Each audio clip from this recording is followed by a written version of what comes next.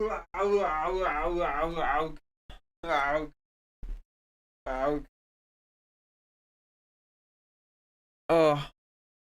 hell the mod. Oh, dude, oh my god, that's the first fucking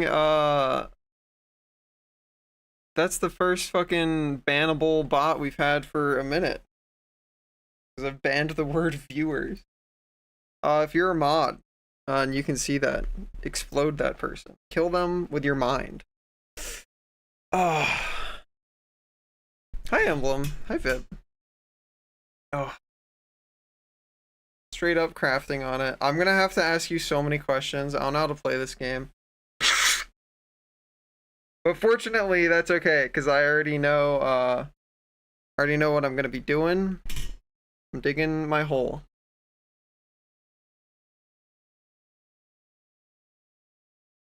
That's what Gars do in Minecraft. They dig the official Gar hole. The standard Gar Minecraft experience.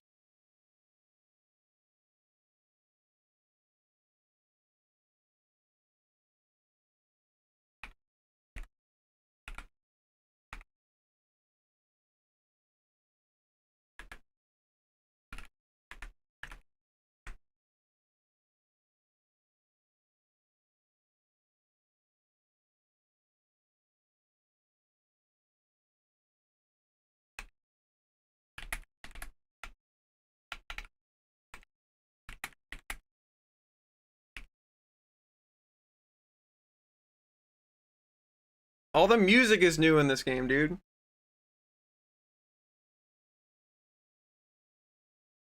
Hi, Izzy. You know what I need, dude? I need the mod that reverts all of the music back to, like, exclusively the songs that played in, like, I don't even know, when was my peak Minecraft years? Like 2011? 2011 through like 2013 or something. I need that music, and I need it on loop. I remember the last time I played this, one of the things I was annoyed about was how infrequently music played. 57 months. Oh, thank you, Izzy. Big heart emoji. How you doing? How is everybody doing? How was your Monday?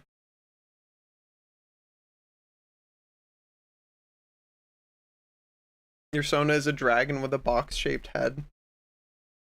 Would it be so bad to be a dragon? Is being a dragon truly so bad? You done fuck all today? I've done so much over the past few days. I cannot describe how much, I love you, like, and excessive effort. Oh, we get the notification twice. How much excessive effort it takes to fucking set up my whole streaming setup on a different fucking computer, dude. Like, I'm still not even done. It's not even just a streaming setup, it's like brand new PC to migrate all of my day-to-day work to a different computer. It's been days of work, and I'm still not even done. Like, I'm still trying to I was gonna do Blender stuff today, but then I realized, like, oh, me me using Blender is reliant on, do I even get to use my fucking, oh, okay, yeah, and all my transitions are fucking broken. Slide transition from the right, hello. I have to fix all that still on OBS because I had to, that's a plugin. I use a plugin for that. Does this plugin work? Can I actually just do it right now? Nope, plugin doesn't just work, so I have to figure out how the fuck to do all that. But anyways, it represents so much fucking effort, dude. Like, holy shit. Hell yeah, DK. Also, I'm gonna put a thing in gaming chat. Also gonna paste it in the Minecraft channel, which has been silent for many months, but I put it in there anyway.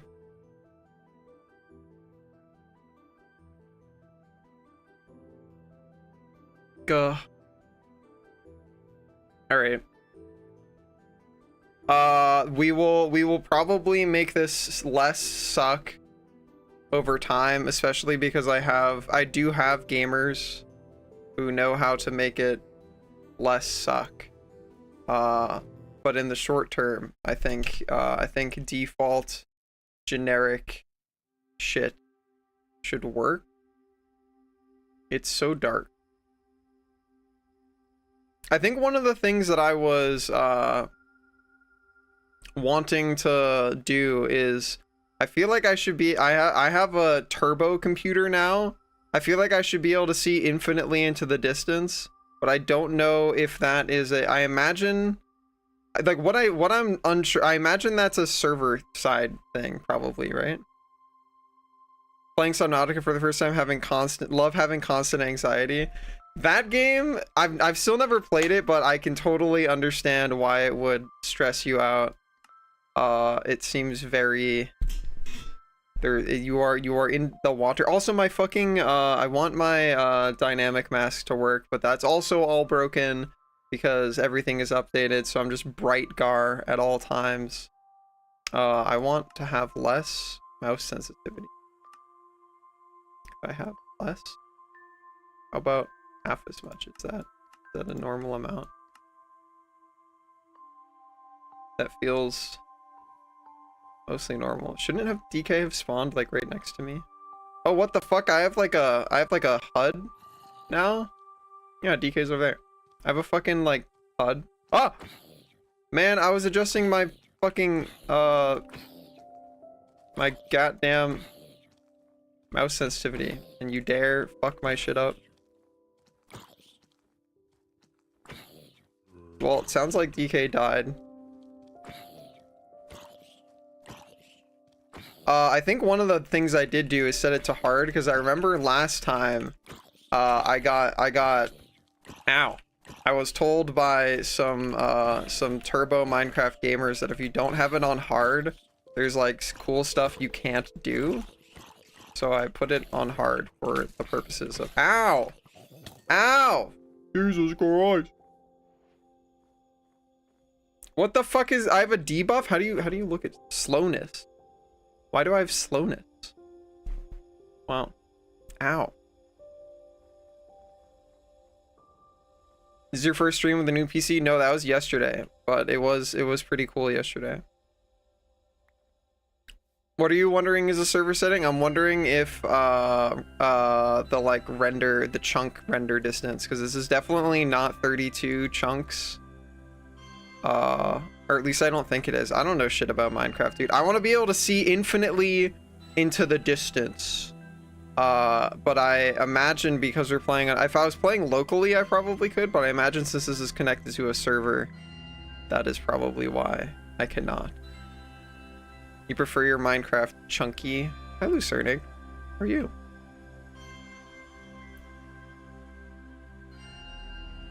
Huh. I fucked it up. Okay.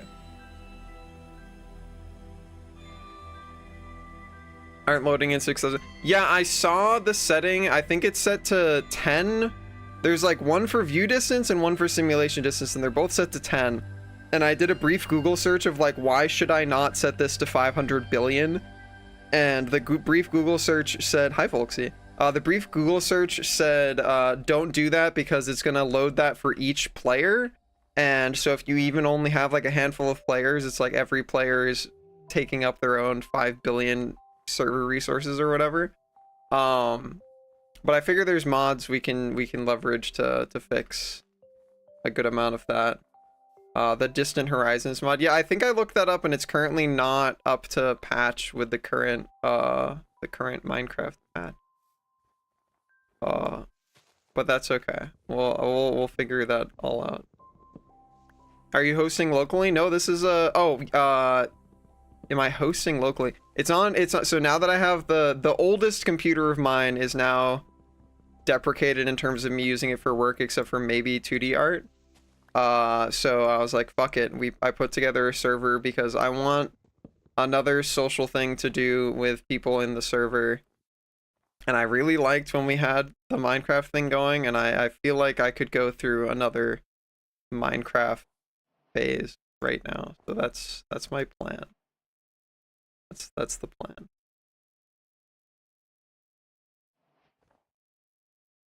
I got my stuff.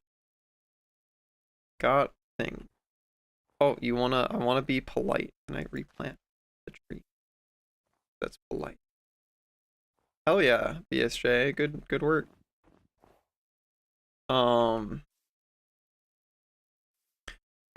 you have a static public IP? I do, yeah, I set all of that up. Or at least I think I did. I tried my best.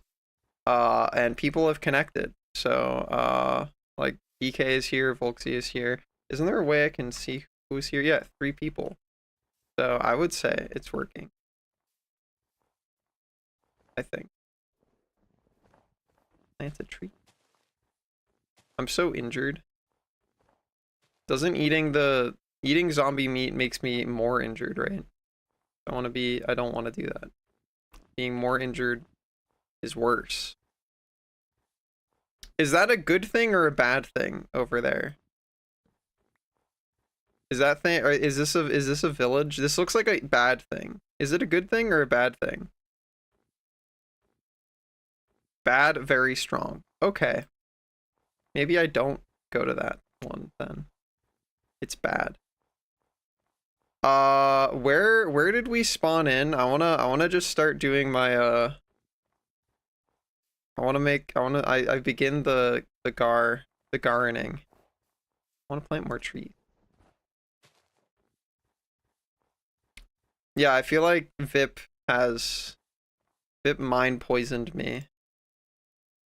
And successfully. Well, Volksy has been shot. That's not good. I need make some stuff. Got one of those. One of these.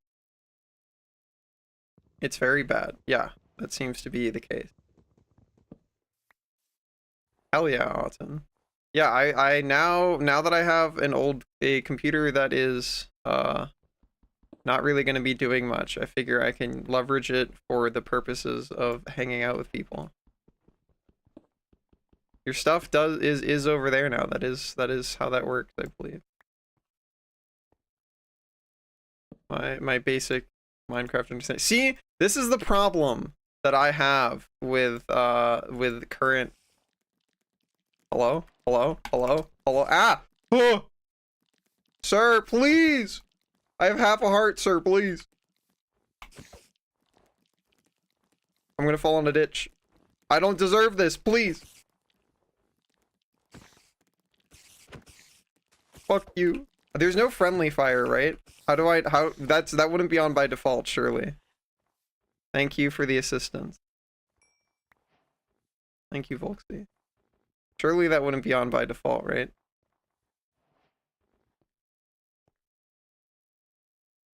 See, this is what I was talking about with the mods, though. Like, I want permanent... I want, like, chill Minecraft music permanently playing. Punch you? Where are you? Oh, how do I get... Do I have to have... Punch. Oh, no, it's on. That's so fucked up! Why is that on by default?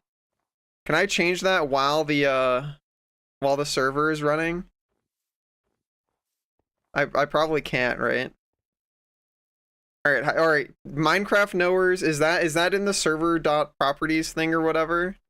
As long as you're admin, you can. I did I made myself an operator, a server operator. Could I do that? Does that mean I can do it from in the game?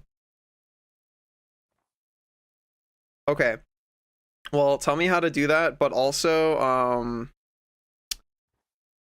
what was the other thing I was gonna say? Oh, in the meantime, I may actually literally just go YouTube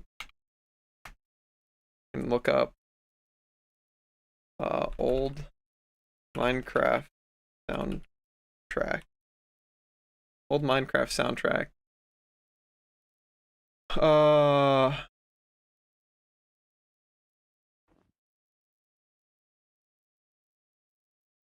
The Minecraft full soundtrack from 10 years ago. Is that old enough? That's probably old enough, right? Is that even what I want? I don't even know. I want full original Minecraft music, 10 hours.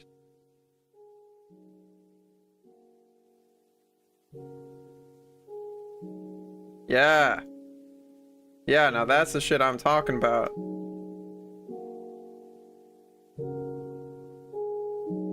Alright. Alright. Maybe a little bit quieter though.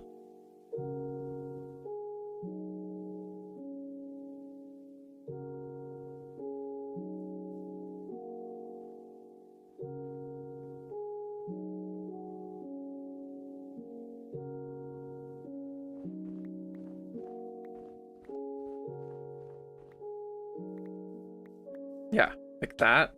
Sweet. Okay.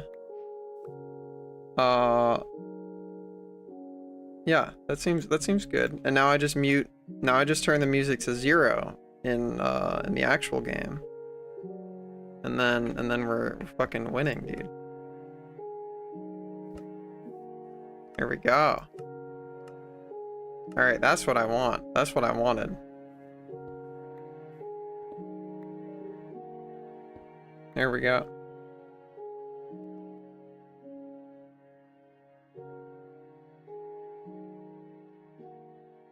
Perfect.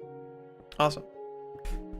How do can I turn off the futuristic I have? All right, so wait, also, can I look in how do I look in the chat? T.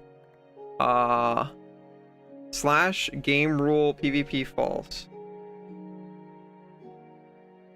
Slash game rule PvP false. Oh, I just typed that. Oh, I have to fully type out false.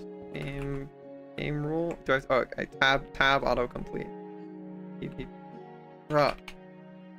PvP. Okay. Now I can't hit you. Great. Perfect. Minecraft accepts Midwestern emo album. That sounds pretty good. All right, can I get rid of the little fucking or I guess I don't know. I can adapt to modern Minecraft surely. I eat a bite of my burrito. My gar kibble burrito.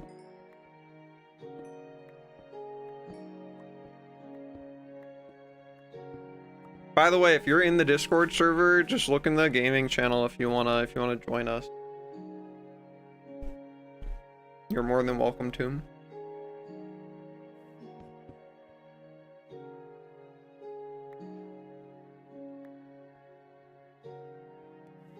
I have torches now.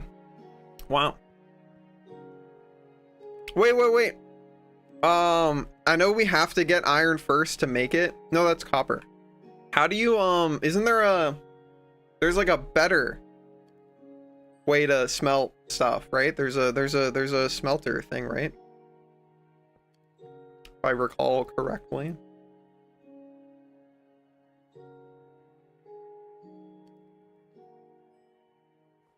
It's gonna get dark.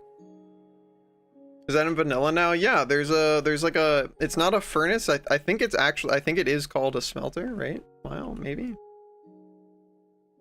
Give me, I want a weapon to die less.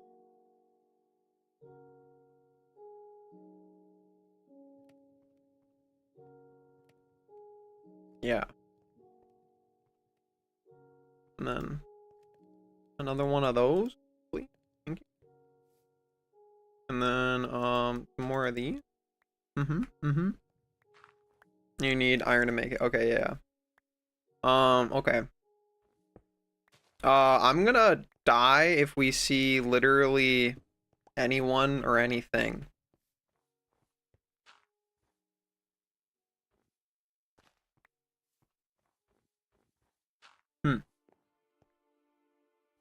Also, I immediately got something stuck in my teeth. Oh, BRB. A horrible sensation.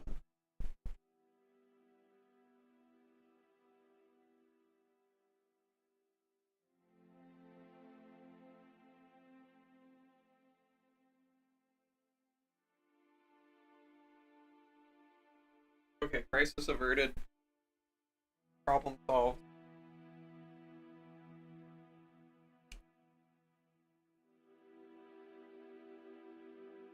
Do you guys like popcorn?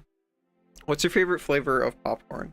I like popcorn, but my problem with popcorn is even if I only have like one handful of popcorn, it doesn't matter how much popcorn I have. If I have any popcorn, I will always 100% guaranteed every time get a fucking kernel.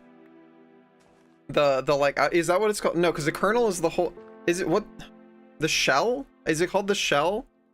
Is the one thing is the individual piece is called a kernel. What's the outer part of it called?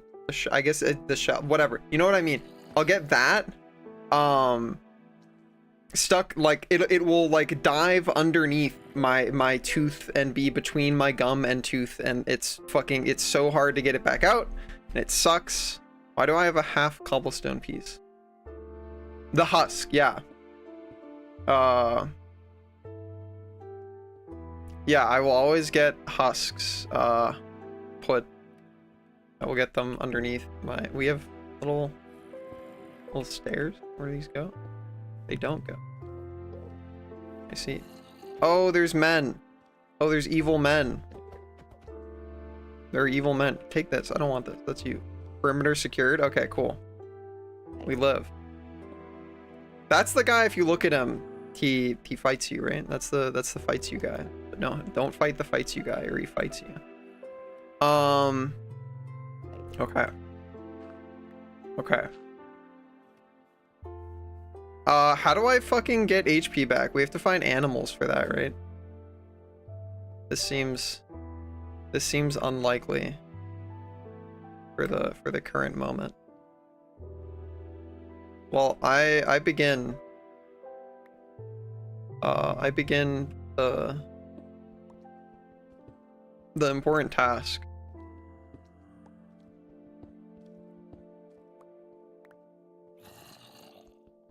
Digging the gar hole. You volunteer? Okay. I believe in you. I'm used to being up when your stream starts. Dude, Vacation Riot's so powerful. You're so zoomed in. Oh, you're right. Yeah, I forgot. Listen, all my shit's fucked. It's all fucked up.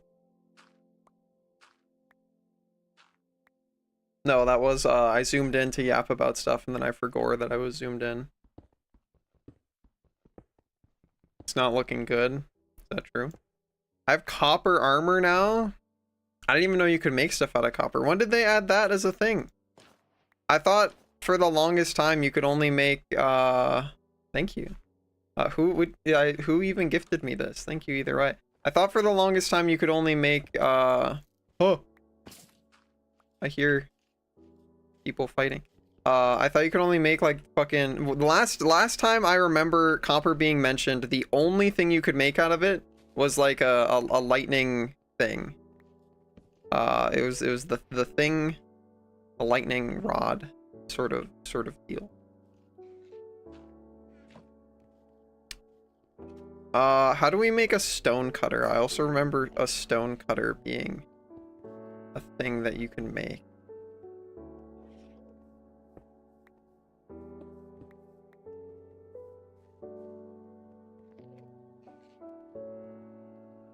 Stone and 1 iron. Well, I have 1 iron now. I put it in the thing. Right click. Oh, we got more iron. Oh. Wait, no, I have to learn, Volksy. You have to tell me how to learn. Or wait, is it smooth stone or is it cobblestone? I imagine it's smooth stone because cobblestone would be too easy. You have to teach me, Volksy. To teach me, I must learn. You must foster your Oh, there's a man. You must foster your Garna. I have half a heart. I actually don't want to be fighting men. Can I close this? I don't want to look at this guy. I don't want him looking at me. Okay, great. Okay. Folksy says it's stone and smooth stone. Okay, so we have to make stone. How many do we need? How many stone do we need? I'm gonna start putting some in there. Just it's surely it's like if you said that it's 1 iron, you need 3. Okay, great. Well, Oh, right. Are you excited for Friday, dude? Okay, so on Friday we're gonna have people over, and dude, I'm so mad about that transition not being grr. The fucking transition should be the transition that I want. Filters. Move source. Move source. Source dual PC. Ease in and out. Yes. Is that what I want? Is that gonna do what I want? No, you don't do what I want. Fuck you. Oh, what? Why are you off? Turn on, you stupid. What? Move source. Why are you turning yourself off? Start trigger none. Not started automatically use hotkey. No. Activate when this filter becomes actively shown. Shows filter. Hide. Enable when the eye icon is enabled. Yeah. Enable it. Fuck you. Stop trigger. That one move is done and the filter is disabled. Okay. Is that... No, you don't work. Why are you like this? Well, because you're off again. Why are you turning yourself off? You stupid bitch. You stupid bitch.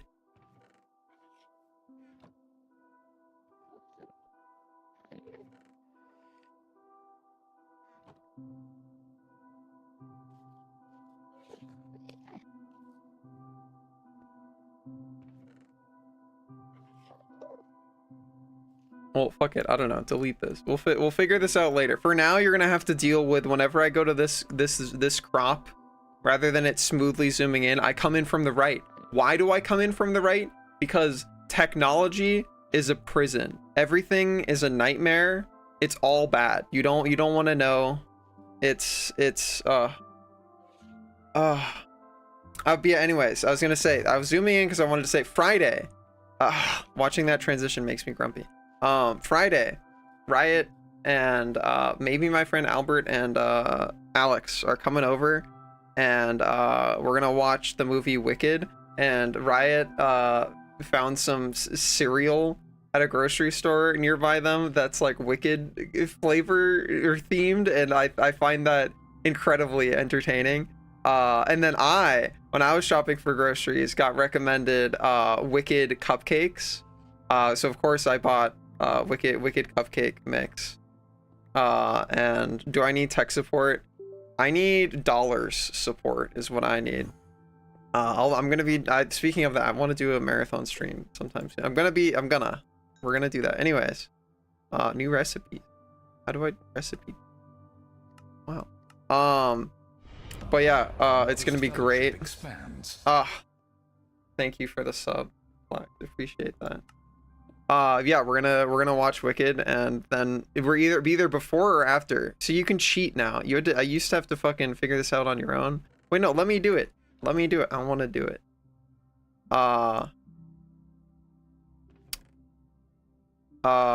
Yeah, on Friday we're gonna watch that, and we're gonna have the Wicked cereal. Maybe it's probably gonna be really bad, or it could be average. It could be mediocre. It could be normal. I don't know. And then we're also gonna have we're gonna make the Wicked cupcakes, which apparently have some sort of like crazy futuristic cupcake technology where like we're gonna mix them, and the color I don't know if it's the color of the whole batch or if it's the color of each cupcake. I don't know. It's gonna change. It's either gonna be green or pink, I think. I don't know which one, but gonna be something like that. You can live here for now, my friend. Give me these. One. Oh, gives you so many. That's so pog. Ah, you fucking bad. Bump, bump, bump, bump, bump, bump, bump, bump, bump. It begins. It begins. Modestly, but but it begins all the same. Do I have? Yeah. I don't have enough dirt. That's okay. It seems to be daytime again, so I think we're doing okay. Okay. How are we doing on audio, by the way? Do I sound normal? Is the game loud enough? As I said yesterday, brand new had to remake my entire setup from scratch, not from scratch entirely, but had to remake my entire setup. So if there's anything wacky or strange, do let me know, because I've been so fucking busy. I have not had the time to test everything. Gar noises are good. Okay, I trust Volksy. Volksy has sampled many a gar noise, so trust their judgment. You're wacky and strange. True. This is true. Balance is solid. Okay, great. See, this is what I can't believe I'm spoofing the Minecraft music, but this is what I want. I want it to play. It doesn't. I guess I should get used to the new Minecraft music, but I want to install a mod. Do you think there's a mod for the server that we could put in that just makes it so that music is always playing? Or is there a thing I can do to make that happen locally other than having to spoof it by making what? No, don't do this. Leave me my door. I'll close it soon. You can do that in vanilla? Okay. I didn't realize that was an option. Well, if you tell me how to do that, then I'll turn off my YouTube video and I will just no, give me that one back. I will just I will just do that in the game. No, no, take that back. Take that back. Get that out of here. Listen, I just needed to go and get some more dirt to finish my enclosure. Listen. We can build pretty doors later. Now is the time for tunneling to hell.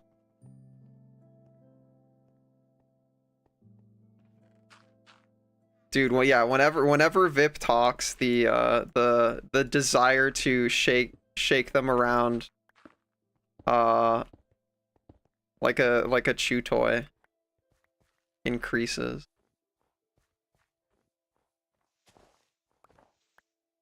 The dirt in your campaign? No, I have not heard of the dirt.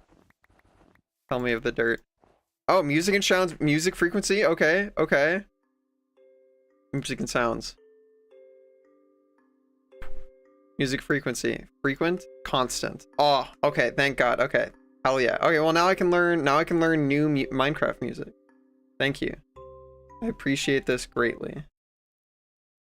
Thank you for your service. Dude, there's so many how many people are Minecraft knowers? I didn't realize there were so many Minecraft knowers, dude. Music volume 100%. Music frequency constant. You better start playing some goddamn fucking music, dude. I turned you to constant.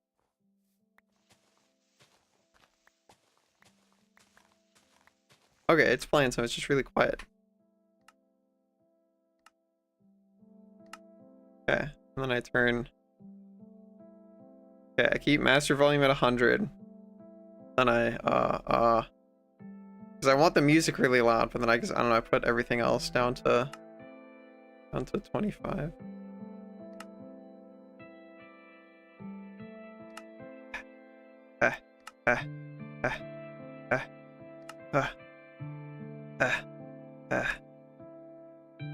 Players? Wait, players can make... Wait, can you hot mic in Minecraft? Narrator? What? Oh!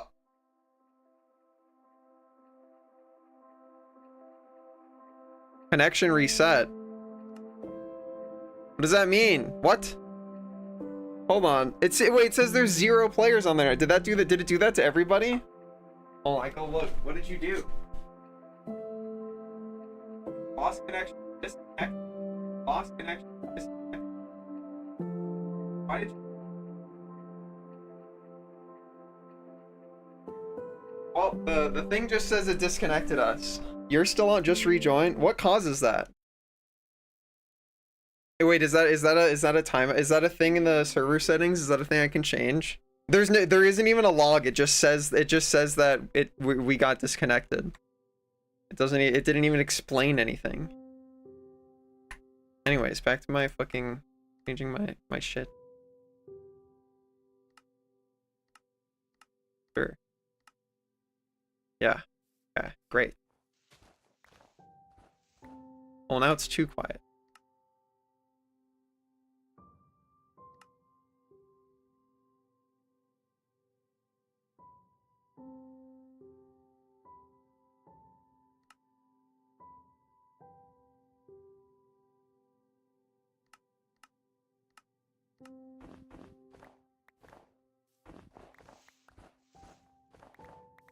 You know what? Fuck it. We just put everything back to normal.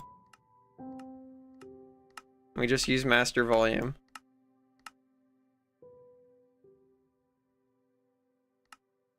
Sure. Yeah, if there's a way to not have it randomly disconnect people, let me know and I'll do it, but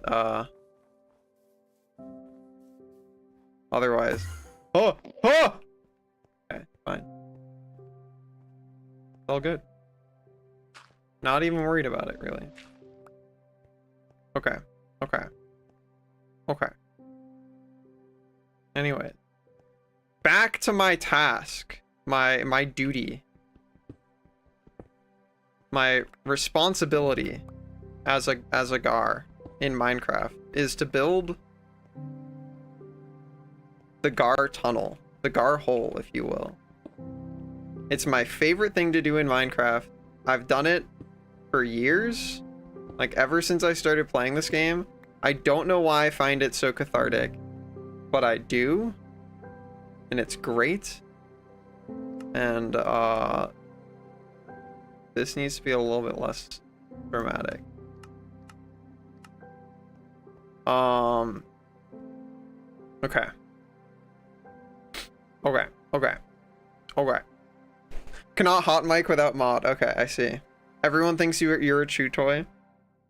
Dirt's owners are Blossom and Sprout, who are lesbians and chose one another's names. Hold on, I missed context. Explain that one again. Who's Dirt? I'm Dirt. I just got a bunch of dirt. These are temporary. These will change later. You just explained Dirt. Dirt's owners are Blossom and Sprout. Wait, who is Dirt? Is Dirt the name of a character? Dirt sounds like the name of a character. Is that the name of a character? Is Dirt a character? Dirt is a big wolf. Are they your big wolf? Whose big wolf is this? Okay, well now I know that that's gonna be that. And that means this can be... Wait, is that gonna be that? Is that... Are you? Maybe. For now. Temporarily.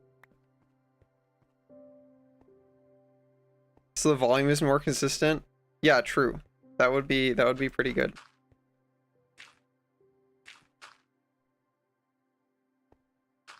Okay.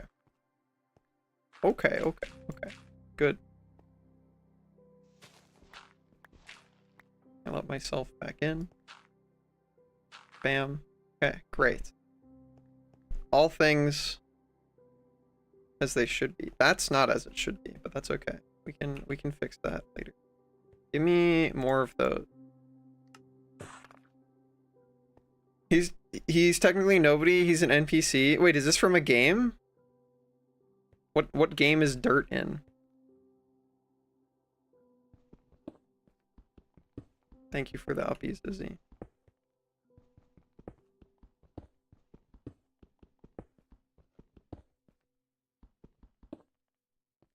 Okay.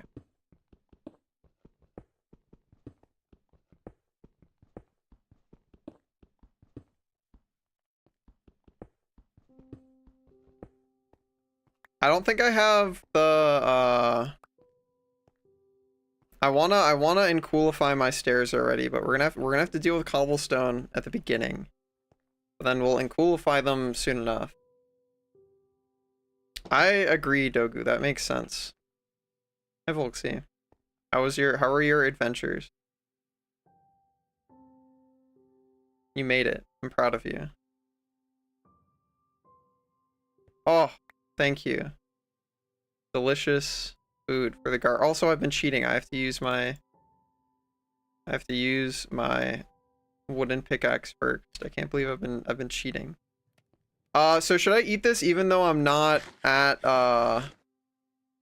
how many does this give me?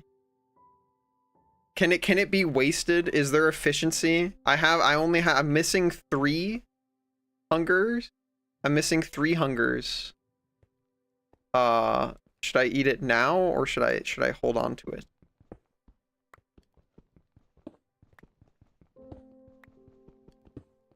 Yeah, but am I gonna waste the extra-ness? How many does it give? Is wasting the extra bad? What happened if I do that? That makes bread into granola bars? That's a good mod. I like that mod. Is that a mod? That should be a mod. No, because you'll regen a little bit of health. Okay, I see. Health more important. Okay. That makes sense. I've never killed God in this game. Maybe that'll be our goal eventually. Well, on 1 single hit point. Listen, I have plenty of HP, Lucernic, okay? I have exactly as much HP as I need to build my tunnel. Probably make a resource pack for it. Hell yeah. I remember one of the first Java projects I ever did was at a summer camp, and it was making a Minecraft mod. And we made the like blue and orange fluids from Portal 2. We made we made them functional.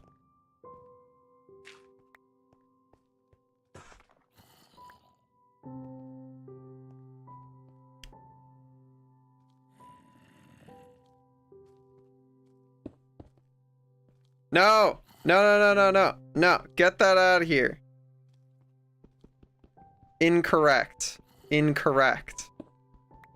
So okay, so the reason why I'm mining these extra ones out. So eventually, let me explain to you the guard tunnel. You have never seen the guard tunnel. Allow me to explain to you the guard tunnel theory, okay? It is 5 stairs wide. And we mine out an extra block on either side because we're gonna build walls around it, and the walls are gonna have like pretty patterns that we're gonna tile. So this is just pre-doing labor that we would have had to do later, but we don't have the pretty blocks yet. And also these stairs probably aren't gonna be cobblestone. It'll be something prettier, but we don't have prettier yet. So in the meantime, we use the unpretty, but the ones that the blocks on the side we leave empty because we're gonna fill those in with pretty eventually. Would you like it back? Here. You can have it back.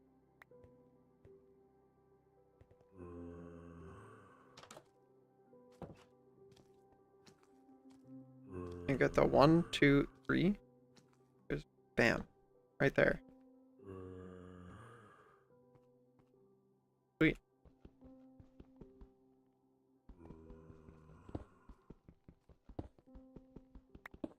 It's an important rule for me in Minecraft that you have to you must break your first wooden pickaxe by mining cobblestone. Is diorite pretty? I think diorite's pretty. But it has to be smooth. We only use smooth stuff. Unsmooth stuff is for accents only. Inside pretty tile patterns. We have to be bougie. You have polished diorite? Yeah, what, can't you turn that into like cool You can turn that into cool thingies, right? With the stone cutter. Like it has even other options of stuff it can become.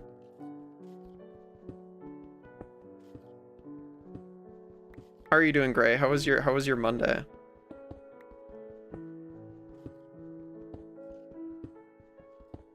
Also, for some reason I thought that I just followed a guide for how to set all this up, and the guide had me make a batch file with a bunch of different commands to launch the server instead of using the default like server.jar or whatever. For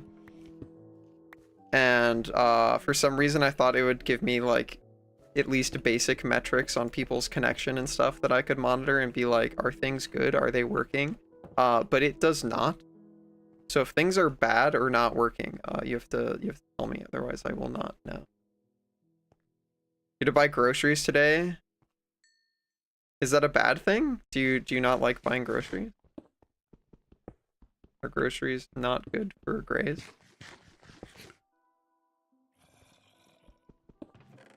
I think this needs to be up one higher to be pretty. Maybe.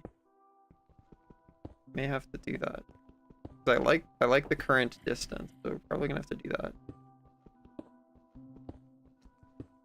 You do not enjoy. Is it the shopping itself? Is it the price of things? Is it you don't like thinking about what you're gonna have to cook or whatever? These break so fast. Do they always break this fast? That's crazy.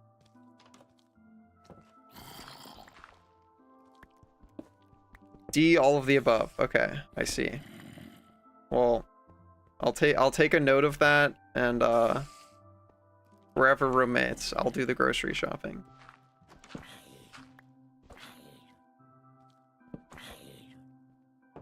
Welcome back, Vip.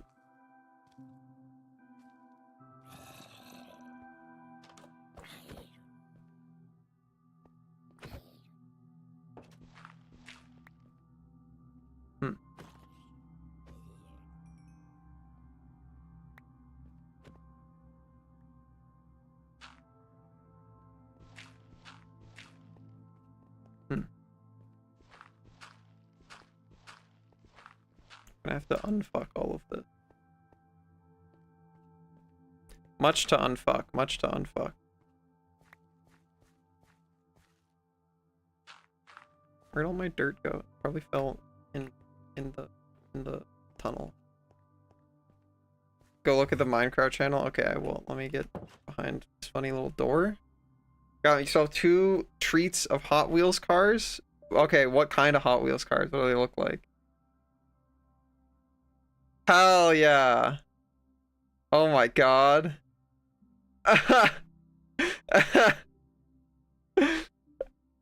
That's great.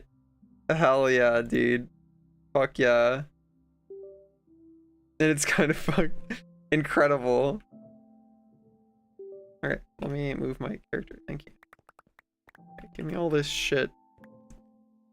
And then we okay, hold on. First.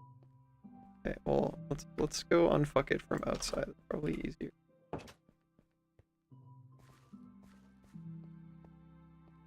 The texture pack.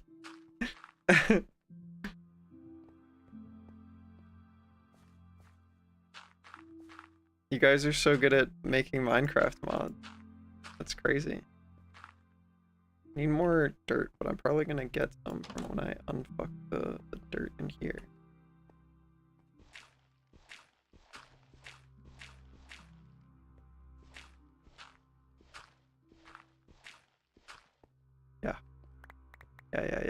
Yeah. How do you even say that word, Gray, with the P? How is this word said?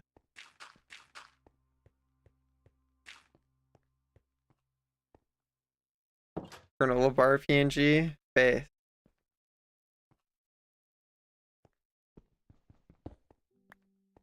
Oh, it's not a mod. Okay, I see. I was like, wow, you guys sure coded that Java together really fast. Impressive.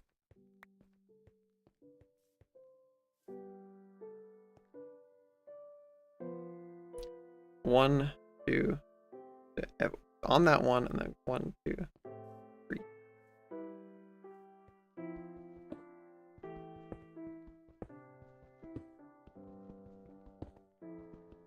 Gonna probably replace those with lanterns at some point too, so they're like really pretty. Well, we're gonna do the roof anyway, so it's all temporary. It doesn't actually matter. Damn.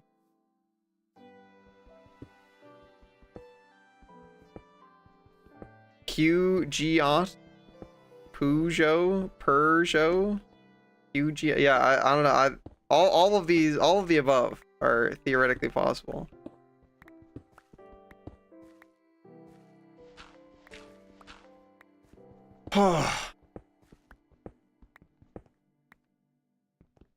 One of the things I started looking into, because it's on my radar of shit that Gar needs to get done, is I'm gonna start once I have my Blender set up, reconfigured to be what I want it to be on this computer. I'm going to start making a does the word Redux mean what I think it means?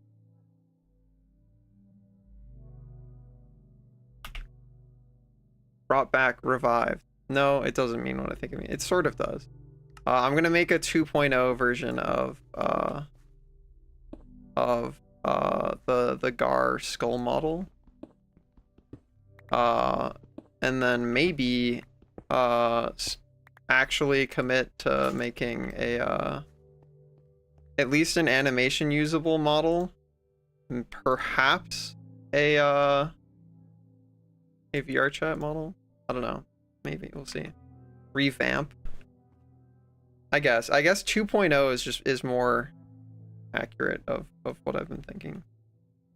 Put that guy in there. Give me some of these.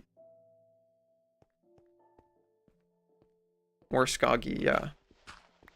I would really like to have that. But also, I've been trying to brainstorm on how I can, because I need to make dollars basically. So I have two ideas. One, I want to do a marathon stream and involve as many people as I can. But two, because I really want to make, I have to make dollars, but I really want to try and avoid taking 2D art commissions, because like that was the whole goal, was to pivot away from having to do 2D art commissions. So if at all possible, I want to avoid doing that. I'm thinking up theories on what I want to do, and making a VR chat model that is functional and sellable is maybe a route for that. And I certainly have the hardware now to comfortably do 3D modeling in Blender, because Blender is definitely a bit more resource hungry when doing modeling stuff than ZBrush, from what I understand. I've never used ZBrush, but this is one of the main discrepancies I usually see cited. But I should be totally chilling in terms of that for now.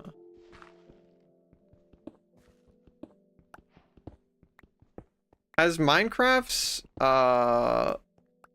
lowest level changed over time? Have they added more height and depth over time, or has it remained? Also, what is I remember the last time I played this game, which has to have been at least like over a year ago, if not more. I remember people informing me that like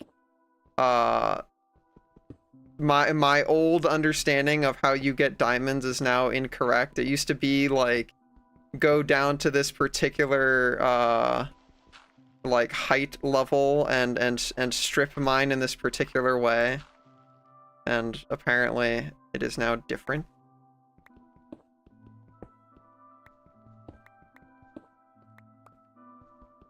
In comparison to when, and to probably to like 2011, 12, 13. I think that was the primary Gar Plays Minecraft era. Very different than I see. I'm gonna need more stairs. Hello, Mr. Stairs. Can I have stairs? Thank you, Mr. Stairs. I have some more. I have some more. Thank you, Mr. Stairs. How's my stone stuff doing? It's going. Thinking about it.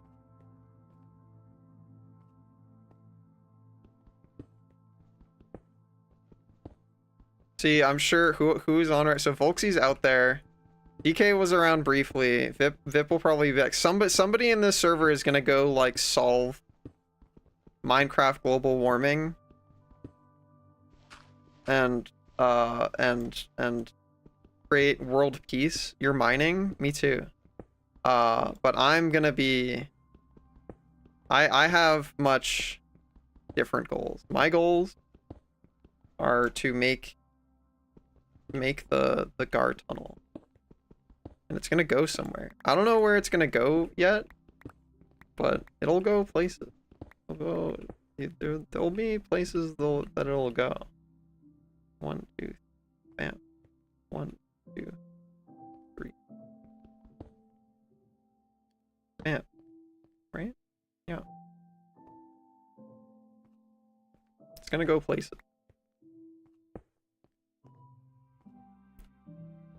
Bam.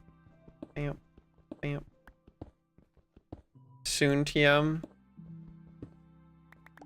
I also gotta change my Minecraft skin to something that represents Gar. My account got stolen at some point many years ago, and the first thing they did was change my skin to whatever this is. I don't know what this is, but whatever I am, I don't even know if I ever had a custom skin before that. I think I was just generic guy, or maybe I had. I think I recall when I was in like 2013 giving myself an Artorias of the Abyss skin, and I think that was my skin. And then my account got stolen, and then I got it back, and it had this skin on it, and I don't think it ever changed since. I never liked the fact that Y is the vertical coordinate, should be Z. Are you sure? Why should it be Z? Explain this to me, Lucernic. Because to me, if you're looking at it on a 2D plane, most people are used to X being like, if you have a piece of paper, you hold it in front of your face, most people are used to being X being horizontal, Y being vertical. So then when you add the new dimension is going through the paper, i.e. Z, right? You had a Gar skin? I've never had a Gar skin. I've always been this guy. This weird freak.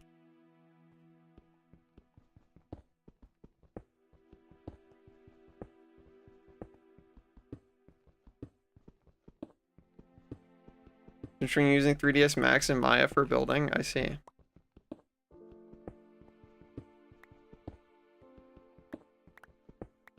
To be fair, I can see it both ways, because yeah, in Blender Z is up. And I don't think I have a good argument for why Z is up. I can understand intuitively why Y would be up, as I just described. I do not have a good idea of an intuitive explanation for why Z would be up. I'm more used to Z being up because I've used Blender for so long now, but I don't actually have a good reasoning for it. So, you have a good reasoning. I would love to hear it, Lucernic.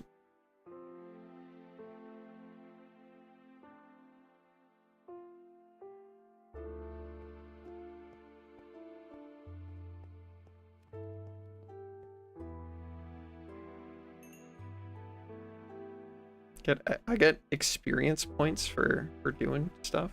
Gar, do I have pants? I don't have pants. Are you wearing pants right now? No. Pantsless.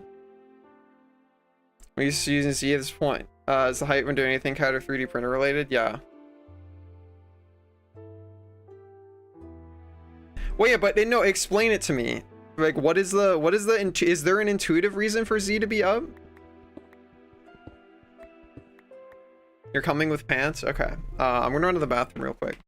Yeah, but I don't have... Also, I'm gonna eat a bite of my Gar burrito. I don't have a good reason for for Z to be up.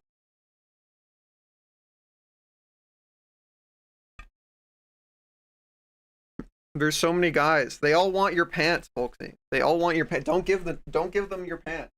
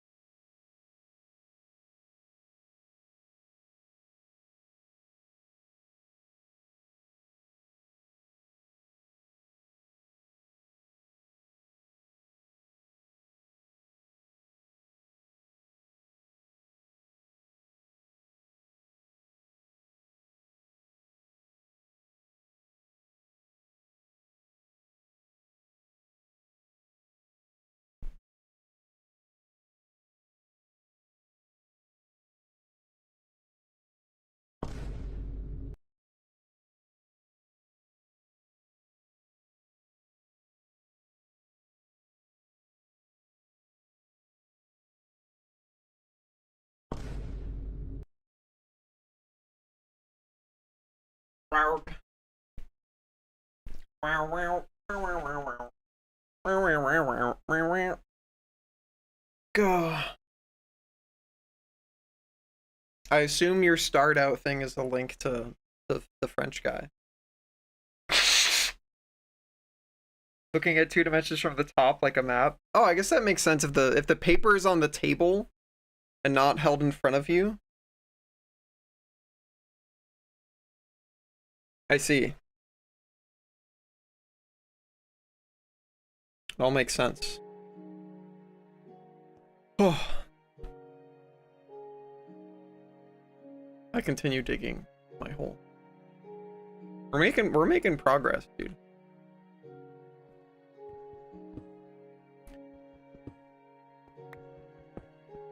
How Minecraft efficiency knowers, Minecraft world knowers, how bad for the environment is it if I mine with iron instead of stone?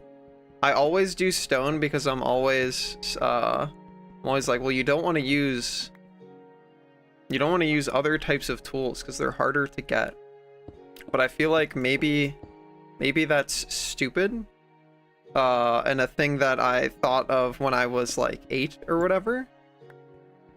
Actually, I don't even think I played this game until I was a teenager. Because if you mine faster, then you find resources faster, which means you could recoup the cost faster. Iron is technically renewable nowadays. What? Hi Fo, how are you? How is it renewable? Copper is... Wait, you can make copper pickaxes? When did copper become a thing you can craft shit with?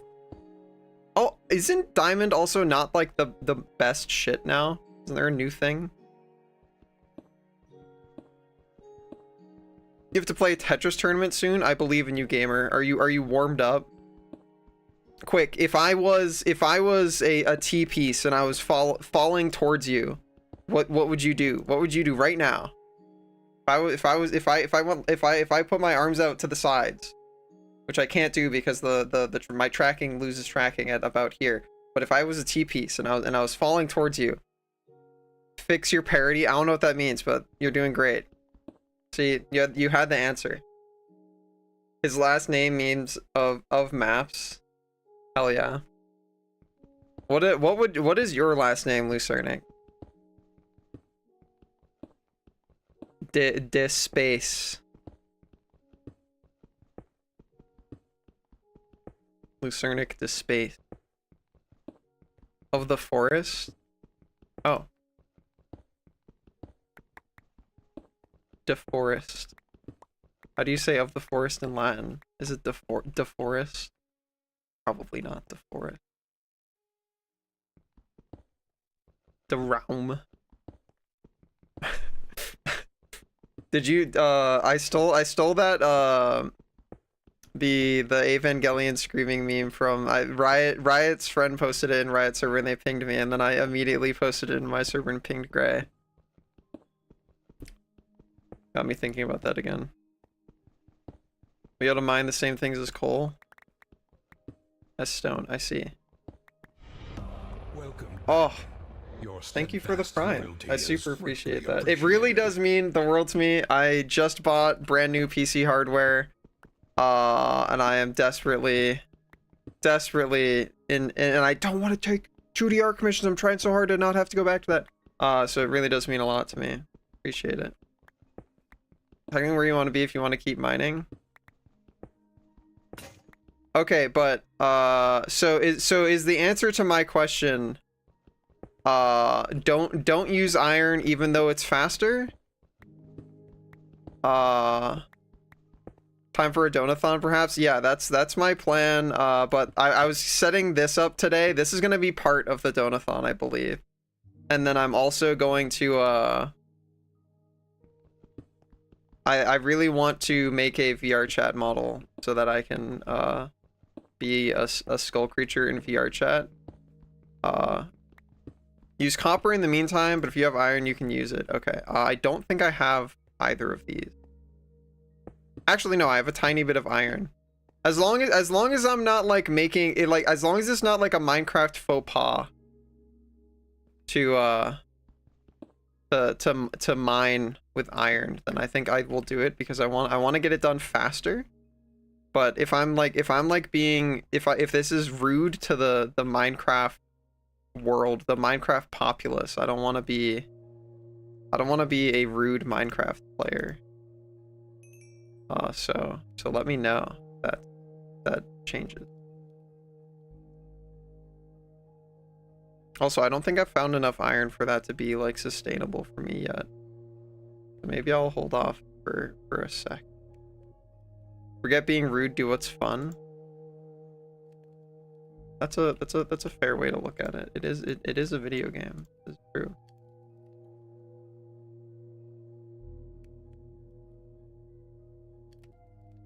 What's the ideal Gar cave consist of? A Gar cave? I don't want to. I guess I shouldn't put stuff in someone else's chat. That's also probably a Minecraft faux pas. I don't know. I don't know if I know things about cave. I'm making my tunnel, and it's gonna be pretty. It's gonna have patterns and stuff. But the first objective of the Gar tunnel. Yeah, that is me, Dogu. That is me to a T. Also, yeah, I gotta fucking install the mod that plays the nostalgic Minecraft music and none of the scary ones, or none of the like intense ones. I want the chill ones, and they have to be old so I remember them. Because now I'm listening to novel Minecraft music, which is cool, and it's neat that there's novel Minecraft music, but it's not the same. Hi, Volksy. Oh, you're giving me pants? Thanks for the pants. You found so much copper. How'd you find so much copper? I haven't found any copper. You have all the copper. Is it because I'm too low already for copper? How do I... It's F3 tells you where you are. So I'm at... XYZ. I'm at... Okay. So I have to go down another like fucking 90 things. That's so many. Wow. That's okay though. We have a plan. I absolutely remember, yeah. Yeah, no, I talked to Morgus about it, yeah. I appreciate that so much. You like genuinely, that was a really special moment for me. I really appreciate it. Oh.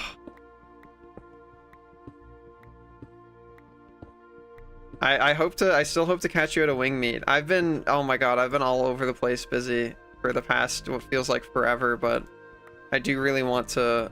One of the big things I want to try and do more is socialize more, and I think getting to be in VR chat more is going to be a part of that. Where does the tunnel going to lead to? That kind of gets decided later. That's not really the primary focus of the tunnel. The primary focus of the tunnel is being cool. That's so real. Which part? But yeah, I have so much shit I want to do. So primary reason why I'm not, so like, to catch anybody up who's here, primary reason why I'm like yapping about money stuff is because I'm self-employed. I do furry art and streaming full-time. That's been my shtick since late 2021. If you don't know any Gar lore, I can give you the quick and dirty catch-up, which is actually, you know, I'm digging my hole. I can give you a pretty thorough catch-up on the Gar lore. So, oh, just social stuff? Yeah, hell yeah. Yeah, getting comfy and having VR be really cool is definitely a big social thing that I want to get better at, because I'm pretty VR novice, but I want to be better. Yeah, life go burr, it's true. Yeah, just being busy in general. But anyways, so we start at the beginning. Gars figured out Gars did not have access to much in the way of technology as a small child. First console that well, so actually we'll start even before that. I have like very, very foundational, incredible memories of my getting to go over one of my neighbors' houses and play Super Mario 64. I think that was the first time I was ever exposed to like any sort of video game console. That was when I was like a really, really, really little kid. And just running around in the hub area was like the most magical thing I'd ever experienced, and like the escapism provided by that, and like the fantastical sensation of being transported to another place and like completely losing track of my physical perception of like my real life surroundings was such a like magical, euphoric experience that it just kind of stuck in my head. And like I feel like that is like where things got the ball rolling. And I continue to have experiences like that because I did not grow up in an affluent family, so we did not like have much. My father ran his own business, and my biological mom did not work.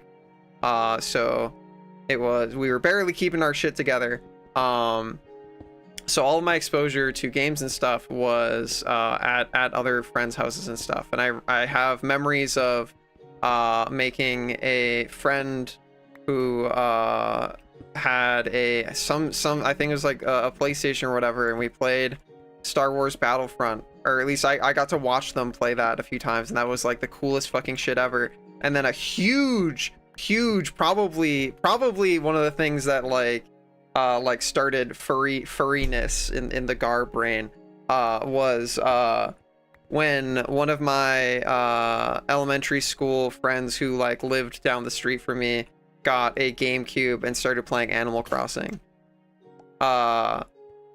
So that shit was fucking insane to me, because I was like, oh my god, like, oh, there's a whole world, and like you can talk to these cool animal people and like be nice to them, and they like have different personalities, and you can do stuff for them, and then they give you gifts. Like all I want to do now for the rest of my life is perform whatever menial labor these cool little animal people want me to do so that I can make them happy. Like nothing would make my life better than maintaining the happiness of these little animal people in my neighbor's video game console. I had so little exposure to any of this that it was all genuinely like mythical to me, and I did not understand. I'm stealing stuff from you, Volksy, if that's okay.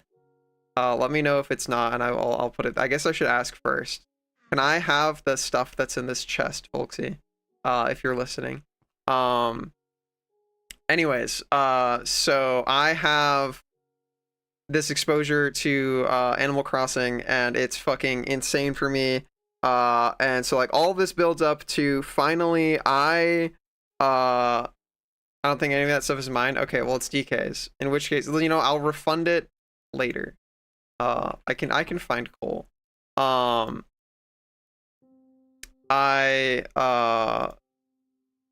Eventually the first console that I get, actually no, this is I start with a handheld. I think the first handheld I have is I very briefly had a Game Boy Advance, and that was really cool.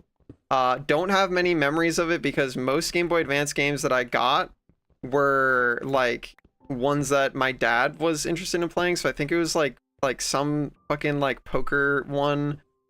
Basically it was a thing my dad got, but I did get to interact with it. I think the first handheld that I actually got to mess around with was a Game Boy SP, and I remember playing Pokemon Leaf Green. I remember distinctly because my mom used to like horseback riding. My dad bought my mom a horse.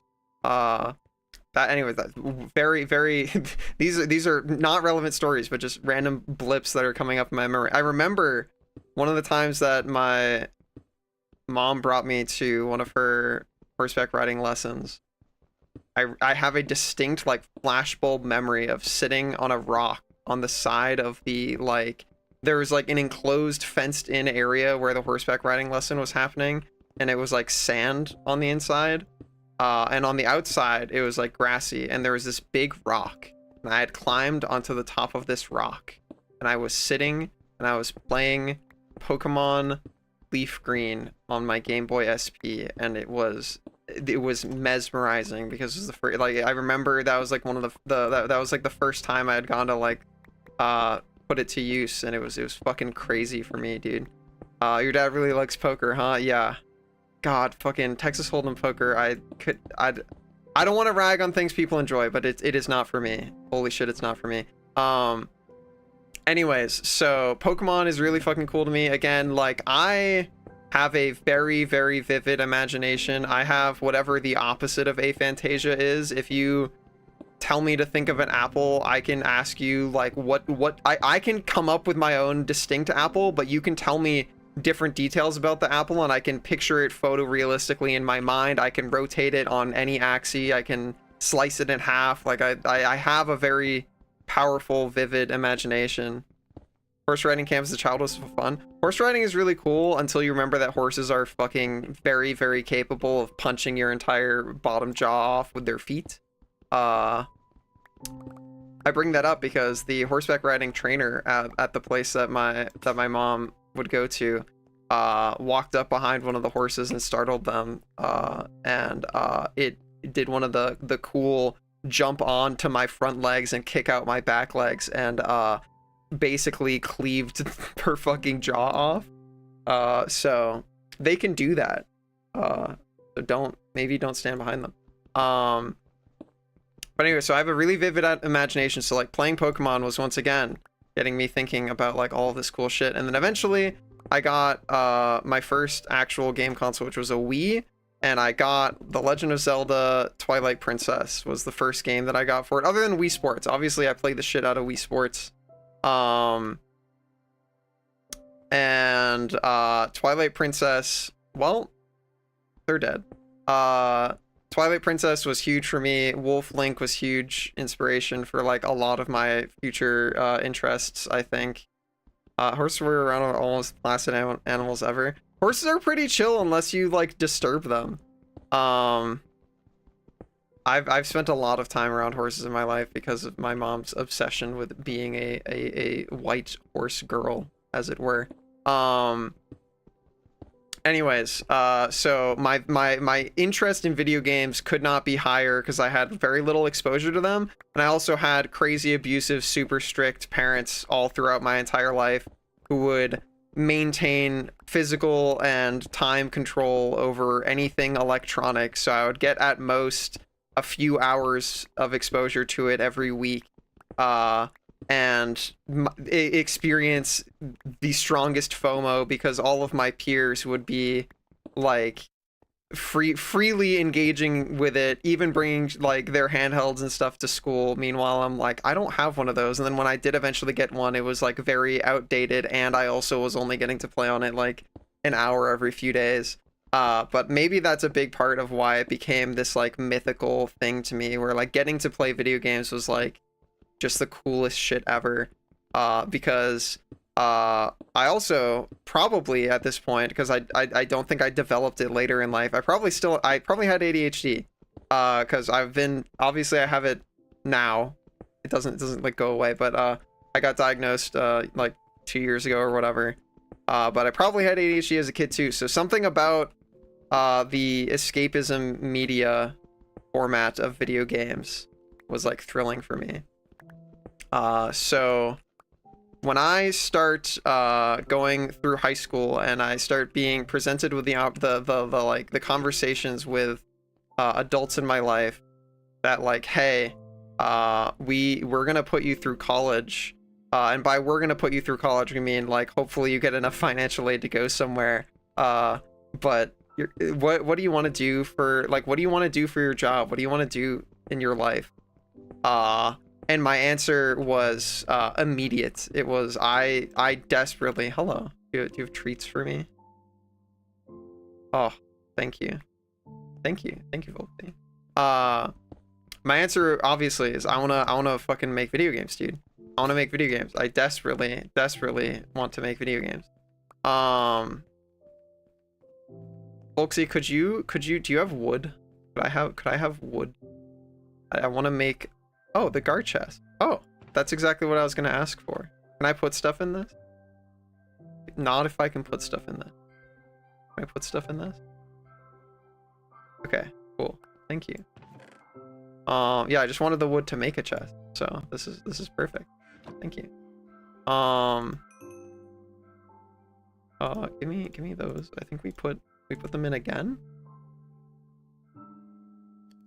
Anyways, back to my story. Playing Pokemon at school is still like a core memory. Hell yeah. Fire Emblem on the bus ride to and from school. Fuck yes, dude.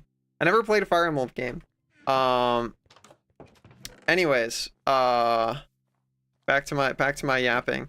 So when I was asked the question, what do you want to do for a living? What do you want to do for like a job? My answer was I want to make video games. However, little did I know, if you tell this, especially in the like, so I graduated high school in 2016. So I feel like if you were, I don't know. I like, again, I was a child, so it's hard to frame my understanding, but I'm like, I feel like if my parents were paying attention, they would have understood that video games was an actual market and a field and a thing you could like do, like being a video game programmer was a thing you could do for a living. But basically my parents coached me that being a programming video games was not a real job. Like you could not do that. However, programming computers is a real job and you can do that. So I did my college search and ended up going to RIT, which is Rochester Institute of Technology up in New York.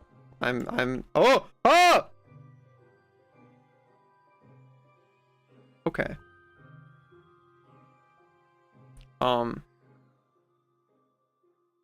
Anyways.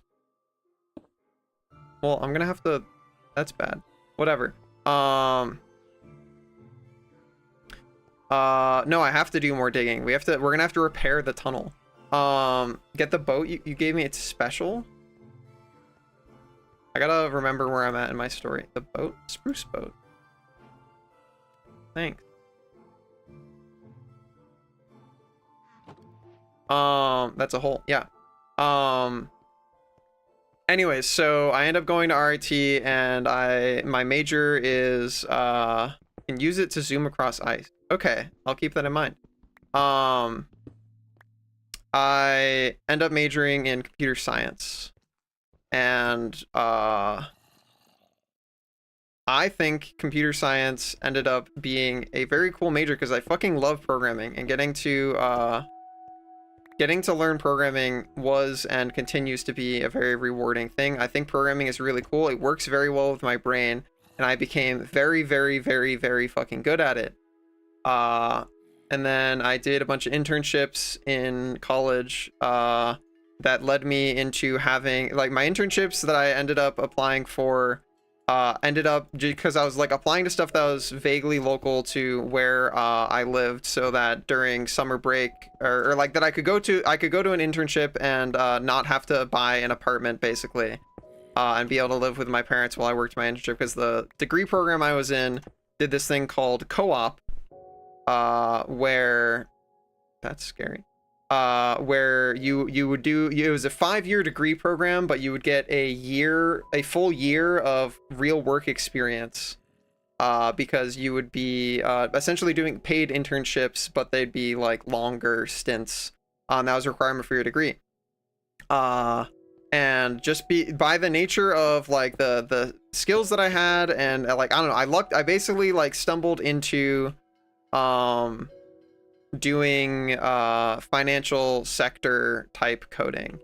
I was working for the biggest credit rating agency, writing software for their latest thing, and I was getting paid $35 an hour as an intern, and I was working, I started working physically at the office, and then I was working remote once I explained to them that my commute was horrible, because my commute to get to that job was because I didn't have a car, and I didn't have a driver's license, which is I still don't have a driver's license. That's its own whole fucking side tangent. That's a conversation. If you want to remind me at the end of this one, I can yap about that. Anyways, my commute to this job was I had to bike from my parents' house down to the train station, lock my bike up, get on a train into the city to get onto a bus, ride that bus, get off that bus, get on a different bus, ride that bus, get off, walk to the job site.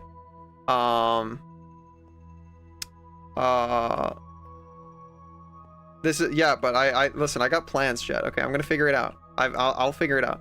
And I'm also in the middle of, my ability to play Minecraft and talk is falling apart now that there's a fucking hole, because before, this is fucking up the cadence of my conversation. This hole's fucking my whole shit up. Java.net.socket exception connection reset. If anybody knows how to make that not happen, let me know. Seems like everything's still fine. There's still people in here. I don't know, whatever. Anyways, so I work this internship, and it gives me a bunch of cool resume fuel, which unknowingly basically locks me into distracted by hole, many such cases for GARs. Basically locks me into now my options coming out of college, at least for starting my career, are very strong options, but they're very limited to the field of financial, the financial world, which is fine, or at least like I didn't realize this. I was like brand new. I don't want to go down. I want to wall off the cave. You can go in the cave. Yeah, feel free to explore the cave. I just want to continue my trajectory, and that's what my plan is. Good luck. So anyways, I worked this internship. As I said, it kind of like I ended up doing this internship for both of my for both of my co-op blocks. If you don't count, I also worked I got a part-time job level balancing for a match 3 mobile app that paid me per level that I did level balancing work for, and I would use that. I would do that work on the commute to the other job up until I left that job, or up until I started to be able to work remote, because I explained to my boss, like, hey, commuting here it basically came up in passing, because I was a fucking, how old was I? That internship was in 2018, so I was 19 and a half, almost 20, or maybe I was 20. No, I wasn't 20 yet. I was 19, almost 20, when I was working this internship. And it didn't come, like, the idea of working remote was not a thing I had thought of or really, like, knew about. So it wasn't until they're like, yeah, what's your commute like? Because they saw me walking to the building once, and I'm like, yeah, I have to fucking bike to a train to get on a bus, get on a bus and another bus. And they're like, oh shit, well, we can just give you a work laptop and you can just work from home. And I'm like, hell yeah. So like my co-op experience, my internship experience at college was pretty dope, because I was getting to do actual, like, really cool development work. I was working in a coding language that I, like, didn't really know anything about. It was Java based. It was Scala, if you've ever heard of Scala. It was Java based, but I had to learn, like, a whole new language, and it was just really cool. Like, I had a really good time working at this internship. And during my time at college, I only became, like, more and more furry, because there were so many furries at my college. Holy shit, there were so many furries at my college. Still are so many furries at that college. You just please, thank you. But I also had a bunch of friends and roommates who were in my college's game design major, and this started to corrupt my dream. There are diamonds in this cave? Fuck yeah. So I, like, my understanding of the world broadened as I left as I left the comfort and basic understanding of the world behind, and started to learn about how the real fucking world works. And in the real world, you don't get to just magically make a cool video game that it suits your interests, and the company you work for is cool, and yeah, like, that's not how it works. It doesn't work like that. That doesn't just happen. And it's because, like, when I was a kid, I was like, oh my god, video games are so cool, I just want to go make cool video games. And then as I got into high school and started looking at colleges, the most influential game on me, the one that I was, like, the most inspired by, was Dark Souls. And I was like, my ideal dream, like, what I want to do with my life.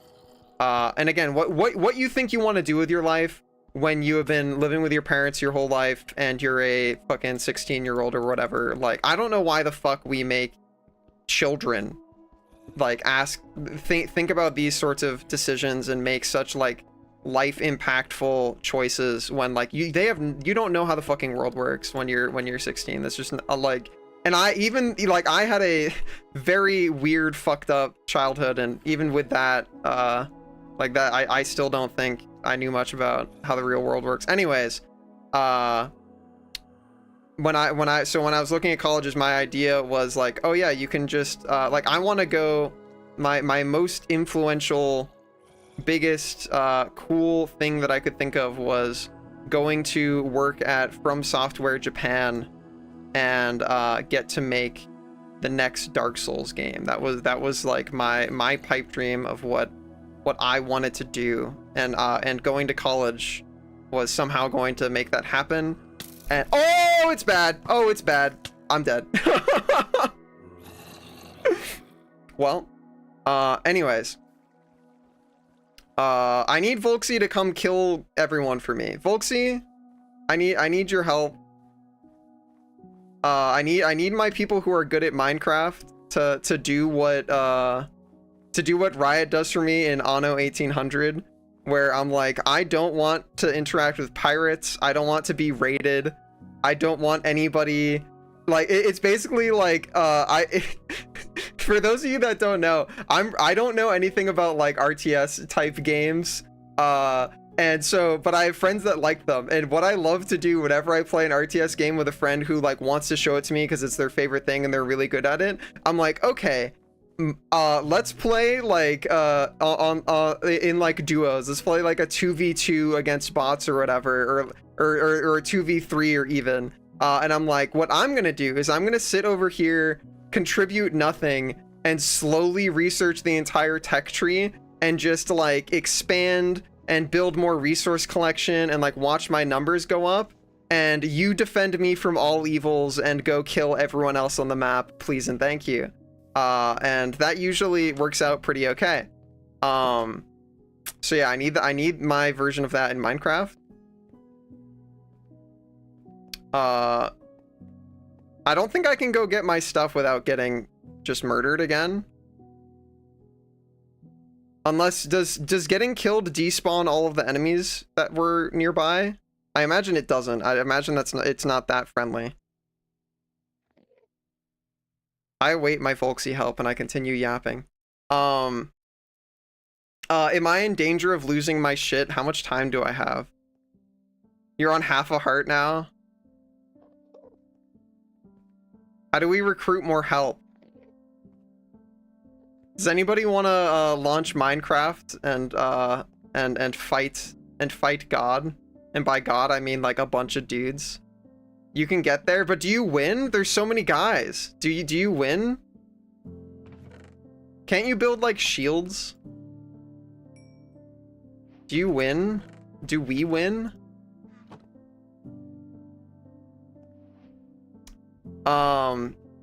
Anyways, I'm gonna keep yapping. So I want to work on, I want 6 wood and 1 iron. Wood planks? Plank?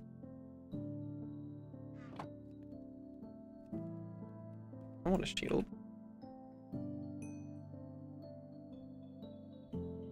Where does the 1 iron go?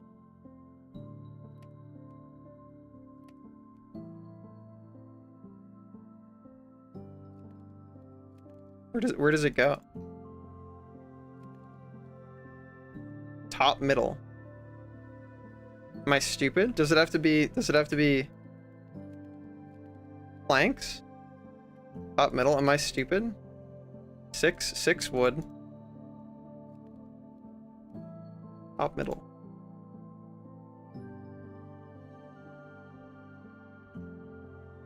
It is not. Am I stupid? Oh, it's a different shape. I see. It's a weird shape. Okay. A shield now. All my armor's down there too. I'm gonna die if I go down there. I wait for. Uh-oh. Are you winning, folksy? I hope you're winning. Anyways, I continue yapping. Hi, Craze.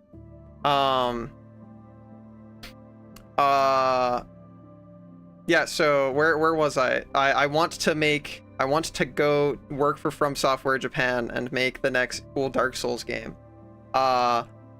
And that pipe dream stays alive until a little bit and to fulfill that pipe, as I said, so like I was told, don't get a game design degree.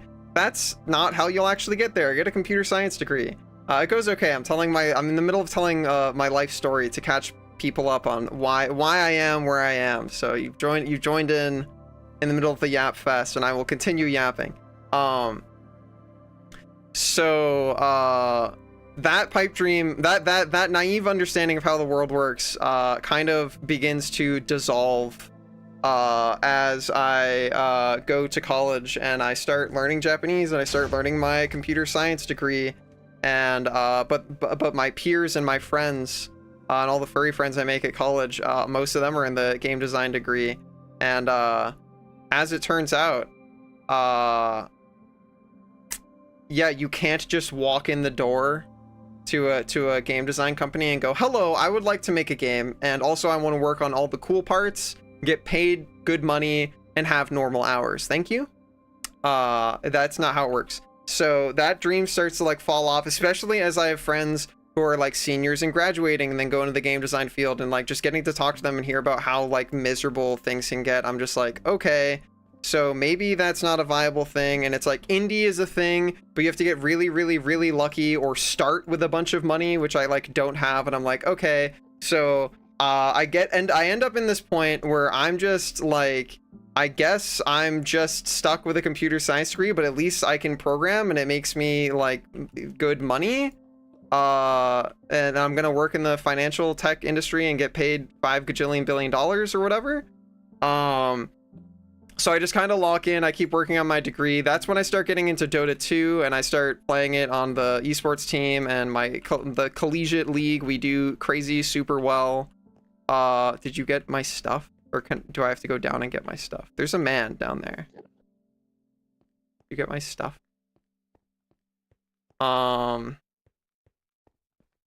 That is true, Crazed. I remember that. My stuff in there. Is there more stuff? I had like pickaxes and a sword and a shovel. You didn't get the helmet or boots. Or are they gone? Or are they still down there? Can we go fight men? Do you think we win? Or is all this, or is the stuff already despawned? It's probably been 5 minutes. I've been yapping. I'm sorry that I lost your armor immediately after you gave it to me. Do you think it's still down there, or do you think it's been too long?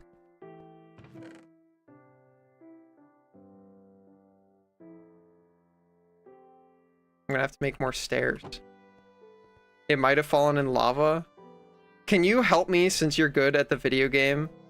And I am not. Can you help me construct my I don't want to interact with the cave wall? Like, you see this wall here?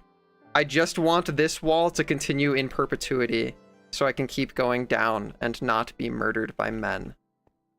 And I have a bunch of cobblestone in here. Can you help me build a big wall? I want this wall to continue, this right wall, so that I don't get killed by men in the cave. Anyways, I continue my yapping.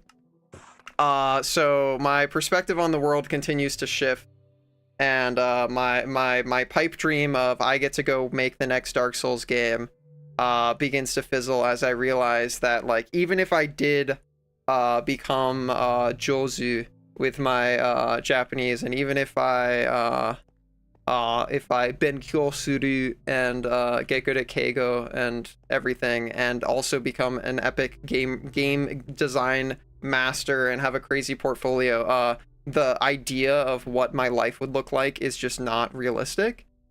So that began to change, and I started to seek satisfaction in other avenues, like getting more involved in the furry community and making a bunch of 2D art for myself. And that's like when I started drawing more passionately, and when I got really into playing Dota 2 competitively on the esports team I was on. Anyways, so like stuff continues, and I am pushing it. So like I'm working my internships, but I am desperately trying to finish my degree early because I have bad financial aid. And well, I had okay financial aid, but I was like, I want to finish my 5-year degree program in 4. So I'm doing a year of co-op and also completing my entire degree in 4 years. So I was taking overloaded credits and stressing myself out and working really hard, but I ended up making it work. And so I reached this point where I'm about to graduate. I'm finishing off my last semester. I've got all my credits complete. I'm gonna graduate. And the credit rating agency I've been doing my internships at has a full-time position offer for me when we don't have beds. I'm sorry, gamer. We cannot sleep. Has a full-time position offer for me, and that's my plan because I really don't want to move back in with my like abusive family situation. I don't want to graduate and be forced to go back to them while I look for a job.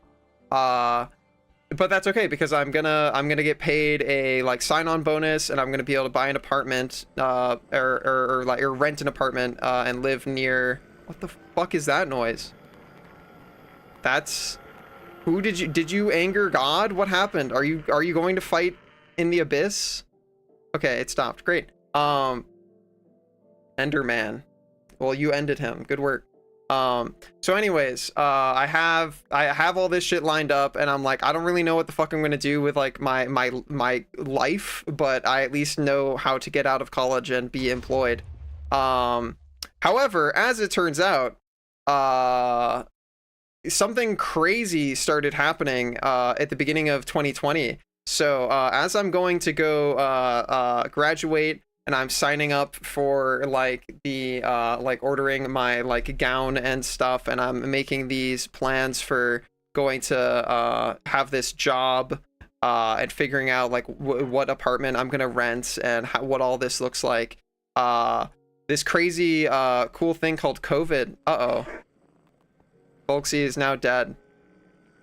Okay, this is bad. Everything down there is bad. This is bad. I'm gonna continue yapping, and he's not angry anymore. Well, I'm gonna continue yapping and staring at the menacing hole that has killed everybody that's gone into it. So anyways, I have all this shit lined up, and I'm not really satisfied with stuff. I have not yet figured out that I have ADHD. This was not a thing that I knew. And I have not yet figured out that I had a really lucky internship where they let me do development work. I don't know anything, because I am a college child who has had a few internship jobs, and like all my jobs before going to college were not technical at all. Like I did a lot of manual labor. I worked at a grocery store. I worked at a ski place. I did a bunch of just generic jobs before that. So I don't really actually know how the world works yet, but I have all these plans, and then COVID shit happens.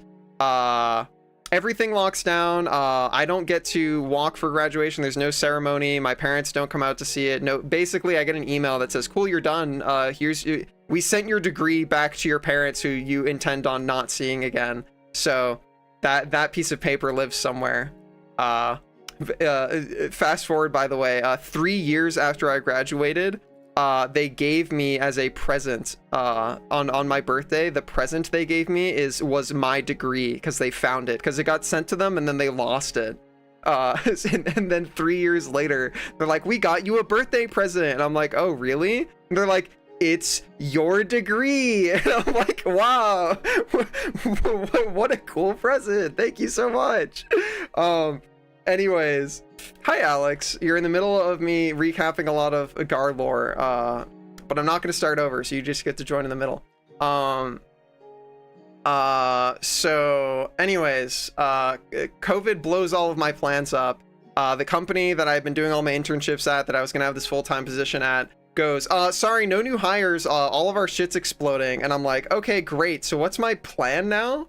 And I'm like, I desperately do not want to move back in with my like weird abusive family. Really don't want to do that. So I tried to figure out what my alternatives are, and one of my roommates at the time, who was my best friend at the time, decides that gets an internship in Maryland, and they're like, hey, I want to go. I'm going to Maryland. I've got this plan where my partner and my other friend are going to move into this 4-person apartment in Maryland. You should come be our 4th roommate. It'll be really cool, and you can find a job down there. And I'm like, okay, that sounds like your stuff is probably on my front porch. Are you also dying? Everybody's going to this hole and dying. DK, become strong and go kill everything down there, because it's killing all of my friends. Are we not doing keep inventory after death? Dude, we have no mods. I just figured out how to port forward, dude. You think I know how to put mods on a server? I don't know how to do that. I don't know how to do that, dude. We'll do that later. I don't know if Snow even has the stream open, so I don't know if they... Is that Snow? I don't know what that username is. I'm assuming it's Snow. I think somebody said hi, Snow. Keep inventory is a setting? Oh. Well, how do I turn it on? Oh, can I do that? Game game rule. Keep inventory. Oh, did I just say true? True. Ah, keep inventory now set to true. Nice. Yeah, we can have that on. I feel like that's a reasonable thing. I feel like dropping your stuff is not a gameplay component that I find particularly exciting. But if we want to change that later, we can. Anyways, yeah, I'm hacking. Anyways, well, I guess I'm so scared of going down here that I want to keep yapping, but like I don't know if I can build my wall and keep yapping, because like things are gonna try and fight me while I build my wall. There's so many things. I just want to build my wall, man. Because Volksy tried to build the wall and got fucking assassinated for it. See, there's like shit down there. What even is that? I don't even know what that is. There's a whole guy. I've never even seen that guy. I don't even know who that guy is. Shit's crazy, dude. New guy. Yeah, there's a whole new guy. Yeah, I'm gonna chill out and just keep yapping, actually. That's too scary. I sip water. So anyways, continuing the Gar story. They pitched me this idea and I'm like, fuck it, that sounds way better than moving back in with my abusive family. So good. So I go with them down to Maryland and I show up, and the fourth roommate friend, or like, so I'm the fourth. It's best friend from college, their partner, one of their online friends, and me. Online friend has not shown up, so I have asked, hey, can we split the rent 3 ways? They're not going to be here for the first month because they're still like closing out their like situation. And I'm like, okay, not what I thought, because I was told what the expenses were going to be up front, and I'm like, okay, didn't think I was going to be paying a third instead of a fourth, but if it's just for 1 month, that's fine. That ends up being for a second month because other person still isn't figuring their shit out, and then a third month, and then and then a fourth month, and then on the fourth month, and also in order to tide myself over, I worked long enough at my internship because it was consecutive, that I was able to file for unemployment, and I was getting paid a little bit for unemployment while I was searching for a job in Maryland. So I wasn't like becoming destitute, but it was still stressful. And I was paying more money than I thought I was going to. And the apartment was not a good apartment. It was a pretty shitty apartment. It was on the side of a highway in the middle of fucking nowhere, and I didn't have a car. So I was like the most isolated I've ever been in my fucking life. It was on the 4th floor. There was no elevator, and it was only an external stairwell. So and it was on the side of a highway, so there's nowhere for me to go. The only times I like left was to like go get groceries with my roommate. It was fucking miserable, but it was also during the pandemic, so if I was gonna be locked inside for most of it anyways, but it fucking sucked. So anyways, fourth person never seems to show up, so I'm just stuck paying a third, and then roommate breaks up with their partner, and their partner moves out. And then roommate is like, hey, so you know how you were gonna be paying a fourth of the rent, and how you've been paying a third of the rent? What if you paid half the rent? And I'm like, oh, brother. And at least I did manage to find a job. It was a cybersecurity job, working for the government, and I had to get a security clearance and everything, and it sucked. Well, I guess we'll start from there. So this is before they break up and that person moves out. While I'm still paying a third, I managed to find a job, and I get the job, and it's working cybersecurity, and I'm like, okay, I mean, I took some cybersecurity classes, I can handle this.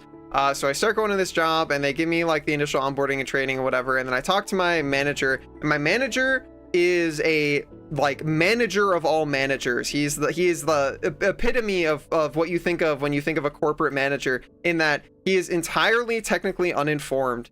He does not know. By the way, am I continuing to be assisted in my whole building? Can I safely continue building my hole now? Am I safe?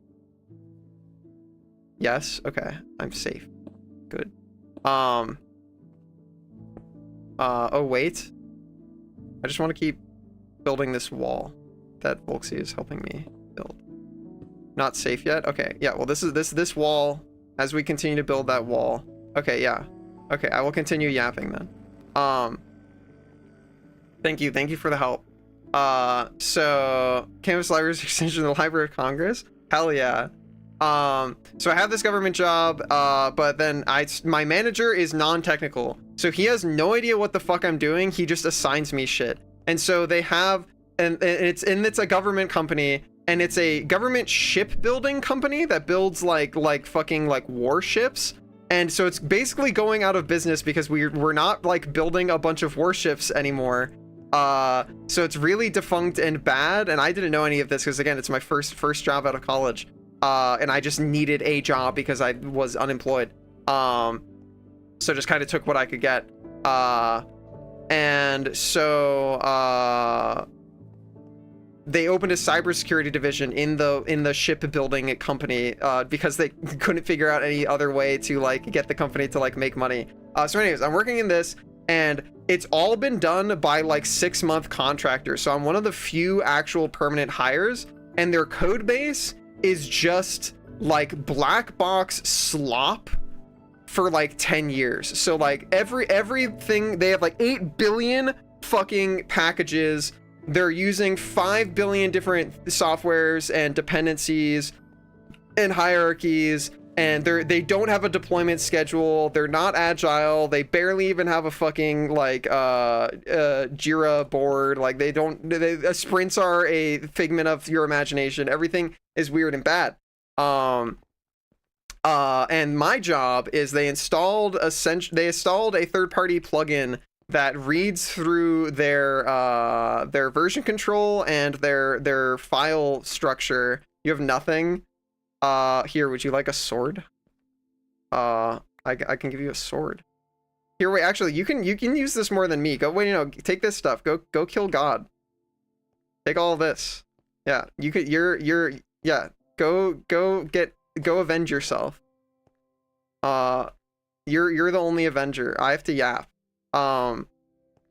So almost back with sustenance. Hell yeah.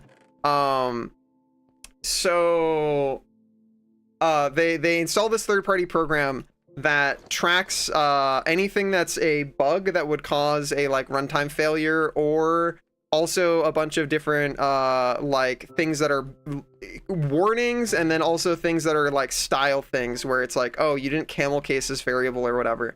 And there's like fucking 12,000 bugs.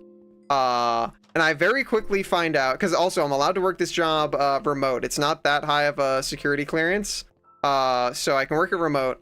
The security clearance is mostly for meetings and stuff. But hi Tatsu. How far does the wall need to go? As far as the tunnel's gonna go, and the tunnel's gonna go to bedrock. So ideally that wall just it just needs to close off the tunnel, or it close off the cave. I just don't want to be attacked by shit while I continue to dig my thing. You brought a bed? Thank you. Anyways, I continue. Yeah.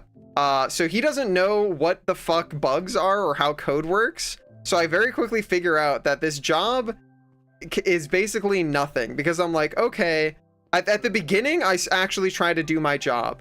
At the beginning, I'm like, okay, let's like triage a bit. Let's see like what's an actual bug. They have no documentation and there's no onboarding to their code base. I'm going to try and keep everything as layman as possible for people who don't like do coding work or don't have a computer science knowledge. So I'll keep jargon out of it. But basically, they have like a bunch of code. There's no instructions for like, or documentation on what does what. And most of the people who wrote it don't work at the company anymore and are like unreachable. And it's you don't know what is anything, and it's all bad. And trying to figure it out is a nightmare. So what I end up doing is I'm like, okay, I'm just gonna start working on these things in this package and like try and get this feature that you guys want to have working, because it does not work. So, oh, I sleep. It's respawn point set. Cool. So I start trying to actually do my job. And how this begins is I'm like, I don't know what the fuck anything does. I see a few people's names written in like in Jira and like in some of these. Jira, by the way, is just like a task tracking software basically. I see some names of people. I'm gonna try and schedule I'm gonna shoot emails to a bunch of people and schedule meetings and try and figure out what the fuck I can do. And so I spend my first like month at this job just like scheduling meetings and not actually writing any code, because I keep going, okay, while I'm waiting for those people to get back to me, let's try and crack into some other part of the code base. Oh, it's all a black box with no documentation, but there's a name here. I guess I try and shoot that person an email and find out like what the fuck any of this does and why they've done it like this. And like, cause like so much of it is just black box because it is receiving information from something I don't have security clearance to see. So I need them to describe to me, like, what is this endpoint supposed to be doing? Like, what does it, and it's just all this like red tape everywhere. And so I finally start, you don't know how to install server mods? I do know how to install server mods. The problem is I set this all up in 15 minutes before stream and I could not figure out what mods I need to put on and how to do that in a way that is like scalable and not shitty in 15 minutes. But we'll do that. Maybe that'll be tomorrow. I don't know. We'll see. So anyways, I finally get back. I hear back from the first guy. Let's call him John. John programmer finally gets back to me and he's like, and this was like after a fucking week and a half after I sent the email, and he's like, oh yeah, that thing, Bob actually worked on that, not me, so you're gonna have to talk to Bob. Here's Bob's info. And I'm like, cool. So I just fucking like wasted a week on this because you just told me I'm not gonna get anything out of you. Cool. So I email Bob. Takes another week. Oh, goodbye. I'm sorry for your death. Takes another week for fucking Bob to get back to me, and Bob's like, okay, yeah. And Bob gets back to me on like a Thursday, and he's like, yeah, let's make a meeting on Monday. Why is everybody falling to their death? Like, let's make a meeting on Monday. And I'm like, okay. So we make a meeting on Monday, and then Bob flakes on me on the meeting without any notice and just doesn't show up, and then emails me on Tuesday and it's like, oh, sorry, something else came up. Let's have a meeting on Thursday. So I finally get to talk to Bob on a fucking call, and Bob is like, oh yeah, that thing, I actually didn't write that. That was written by Chris, and Chris left the company. And because it's all under security clearance, he like can't talk about it anymore. And I'm like, so what the fuck am I supposed to do? And he's like, I don't know. It's not my job to figure that out for you. Goodbye. So I talked to my manager and I'm like, okay, I have done nothing since I joined this company except like shoot emails to people to try and figure out what the fuck is going on with your code. And I just hit a complete like roadblock. Like I need something to give for me to fix this feature. And he's like, oh, it's okay, don't worry about it, just pick a different feature. And I'm like, this is our priority feature, this is the one that you took. Do you like, you don't have a dev that's going to fix this if it's not me? And they're like, ah, don't worry about it, so it's not big of a deal, blah blah blah. And I'm like, okay. So I move on to trying to like the next thing, and this basically goes on in a loop like 5 or 6 times until I realize my job is impossible and nobody is keeping track of whether I'm doing it or not. So the only thing my boss understands is in this third-party program that tracks how many bugs there are in the total code base, he only understands if that number goes up or down. So I just start going through and I open my work laptop and I click on one of the bugs, and it's like in this file, this thing that's not capitalized should, according to formatting rules, be capitalized. And that's just a warning. It's not stopping it from running. It's just an aesthetic thing.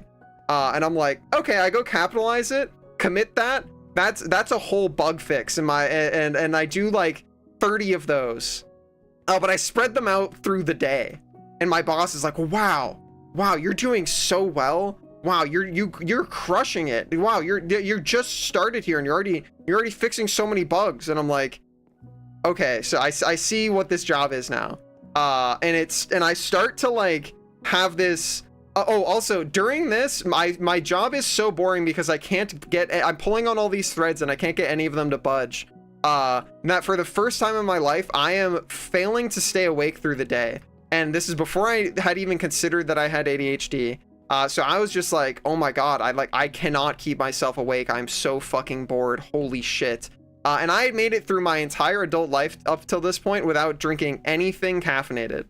So it was in 2020 And like in like December of 2020, I start trying to drink coffee, but I just fucking hate the taste of coffee. So I start looking into alternatives, because I'm like, I need caffeine to stay awake, or at least that's what caffeine's supposedly, that's what people say it does.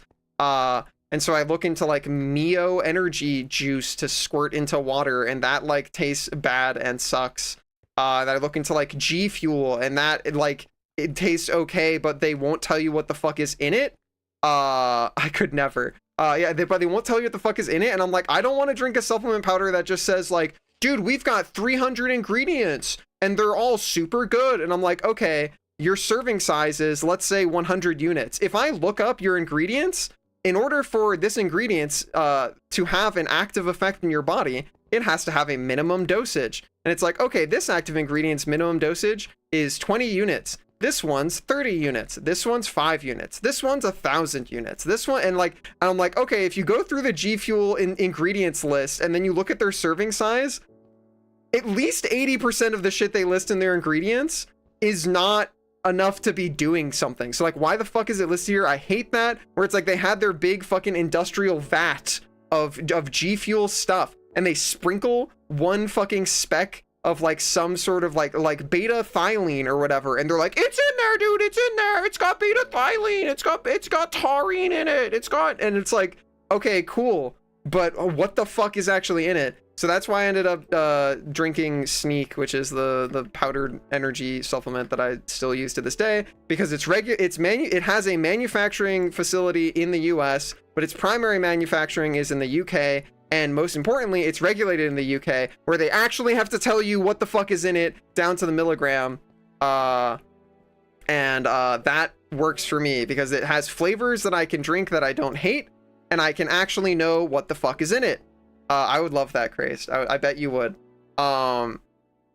Anyways, so I start caffeinating to survive my boring as fuck job, and I start feeling this like very weird existential dread that I've like never felt before in my life, because what I hadn't realized is I had built up this entire like time, because of all the abuse and all the shit that I've gone through, I built up this like horrible sense of self where like my entire identity was structured around, and again, this is mostly because I have survived a lot of different kinds of abuse, and as a result I built a internal structure where like my value as a person was tied inextricably 100% to my ability to adequately perform whatever tasks my current like life situation expected me to perform.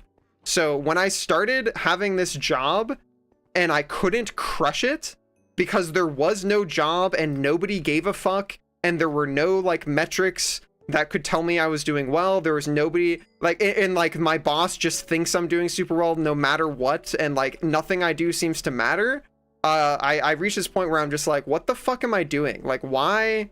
Everything is bad. Everything sucks. And I just wanted to make video games. How the fuck did I get here? And that is when roommate breaks up with their partner, and other person never showed up, and I'm living in the middle of nowhere on the side of a highway in a tiny shitty apartment, because they got the master bedroom. I got a like tiny little side closet bedroom.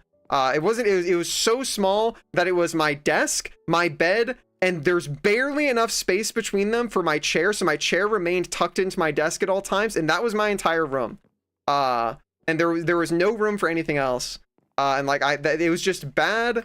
And then that roommate, who used to be my best friend before we moved into with each other, started getting into hanging out with a crew of people that I found to be super toxic. They started developing like toxic dependencies on substances, and things just start going rapidly downhill.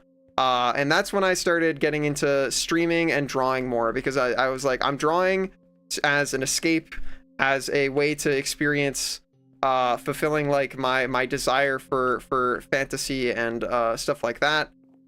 And I start streaming because I want to hang out with my friends and show them the stuff that I'm playing, and that worked best for me. Streaming just worked for me, so I did that, and then eventually TLDR, I get given the opportunity to work. I get given an offer to go work at this other tech company, and that's gonna let me move out of Maryland and move back to Massachusetts, which is the state that I grew up in. And I'm like, fuck yes, get me the fuck out of here. Like, my living situation has gone to shit. Like, my job is worthless. I do nothing. And like, the pitch of this job was immaculate. I was like, oh my god, it's gonna be financial tech stuff again instead of cybersecurity, and like, I at least am familiar with that, and I know I can fucking crush it. And I'm gonna be given a developer role, so I'm not gonna be doing this fucking like legacy maintenance fixing bugs bullshit.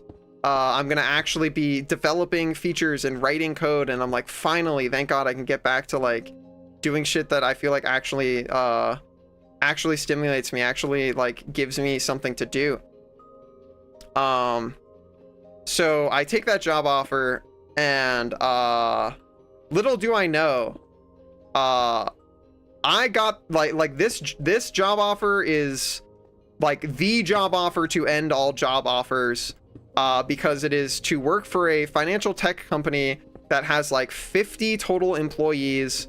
Everything they own is proprietary, and they run like the entirety of Wall Street. Every single company that you've ever, every single car company, every single bank, every single phone company, every single electric, like every company runs through this company's software. They have a like death grip on like I'm not going to get into the details, probably because I would get sued, but like they have a death grip on the market for a lot of like financial stuff. So Bloomberg, not quite, but very similar, yeah. So I get this job offer, and I don't really realize how like insane it is until they tell me what the sign-on bonus is. And like the sign-on bonus was fucking enough money for me to put a down payment on a house. And I'm like, okay, because I was just like, I currently have a contract with this other job, and they're like, we'll buy out your contract, and also and I'm like, I would also have to move, and they're like, cool, is this enough money to get you to move? And I'm like, gulp, yes, yup, that'll do it. And at this point, despite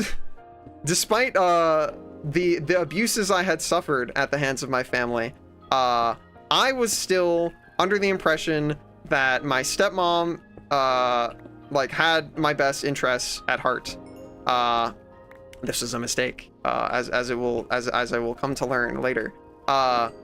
And the second that I informed my family, like, hey, I'm going to be moving back, I got this like the very cool job, I want to find a cool apartment to like go to. The second that I start talking about this, my stepmom is like, how much money are they giving you? And I'm like, this much. And she's like, nope, it is a very, very, and this part was at least correct, because my stepmom is like very, very wealthy, and is permanently capitalism money brain rotted, and I think that's a big part of why we don't get along.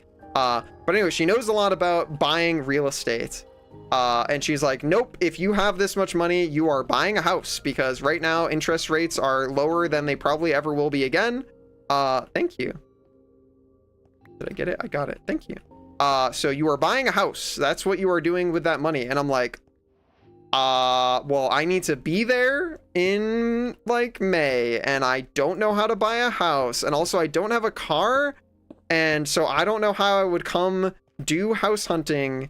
And then my stepmom's like, don't worry about it, I will find you a cool place, you just sign the paperwork, I've bought like 8 houses before, you just tell me like what vaguely like you're looking for, and I will figure it all out for you. And I'm like, that sounds great, because I'm currently super overwhelmed and everything is bad, and just being told I don't have to worry about it sounds great. This is a bad decision. I should not have let that be the case.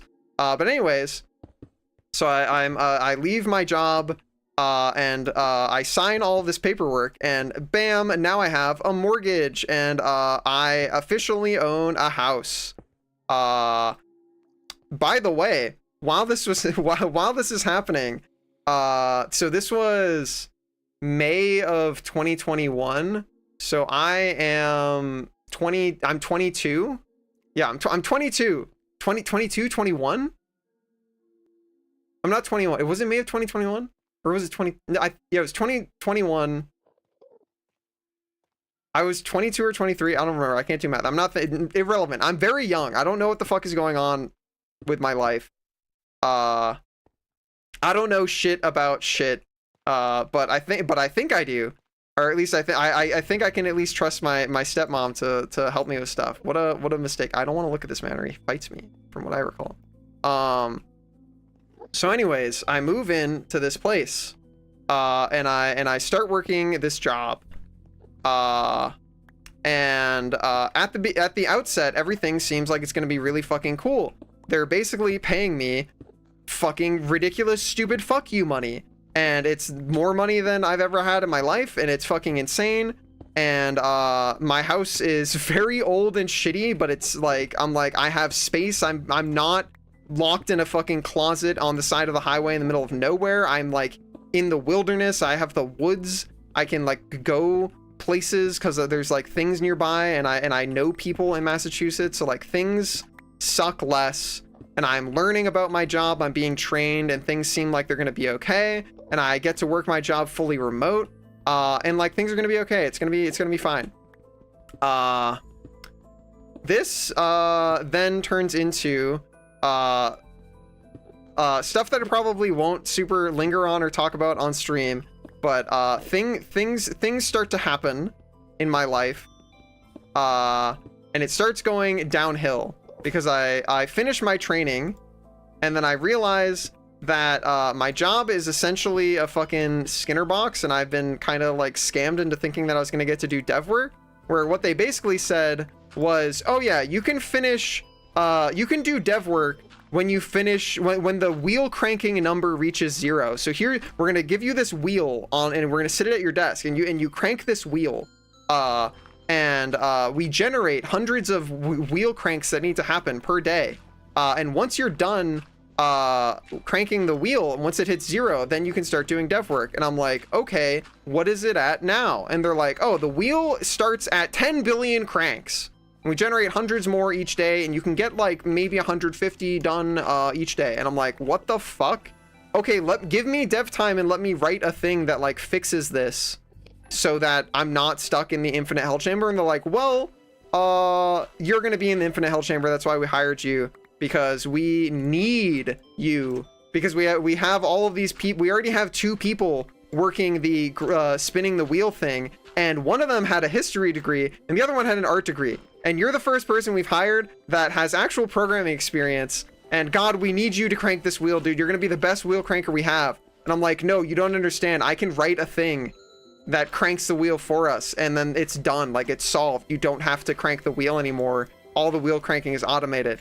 And they're like, no, you can't do that because we have clients who need to know the results of the wheel crank, so you have to like do that right now. And so like I keep arguing with management about how like you should just give me dev time and stop having me do these like really boring repetitive tasks cranking this wheel, and so I start basically not getting along with management the second that I start working at this job, because I'm not getting to do the fucking dev shit that I thought I was going to be getting to do. And it's starting to piss me off, and it's starting to get really fucking boring to work this job. And again, still don't know that I have ADHD. And then they change the rules. They change it from, oh yeah, you can work this job remote, to actually you're gonna have to start commuting into the office, and it's an hour fucking commute. So I start having to commute to this shitty fucking job that I'm doing the most boring fucking shit at. Enderman jump scare on YouTube. True. That was not the tool I wanted to make. I'm too busy yapping. I start working this shitty job that I really don't want to be working. And it just keeps getting worse and more boring and more boring. And I start to like actually start losing my fucking mind, and I am getting like crazy depressed. And what I don't know is it's because I still have two problems. One, I have ADHD, and if I am understimulated for like long periods of time, I build up incredible amounts of like stress backlog, and it's just really bad for me, and it's not good. That combined with I still have this really, and it's still a thing that I work on to this day. I still have this really bad problem of I directly tie my self-worth to my ability to perform whatever tasks are expected of me by a figure of authority. Because I can't like adequately perform what I see as my job, I'm getting like the most depressed that I've like ever been in my life.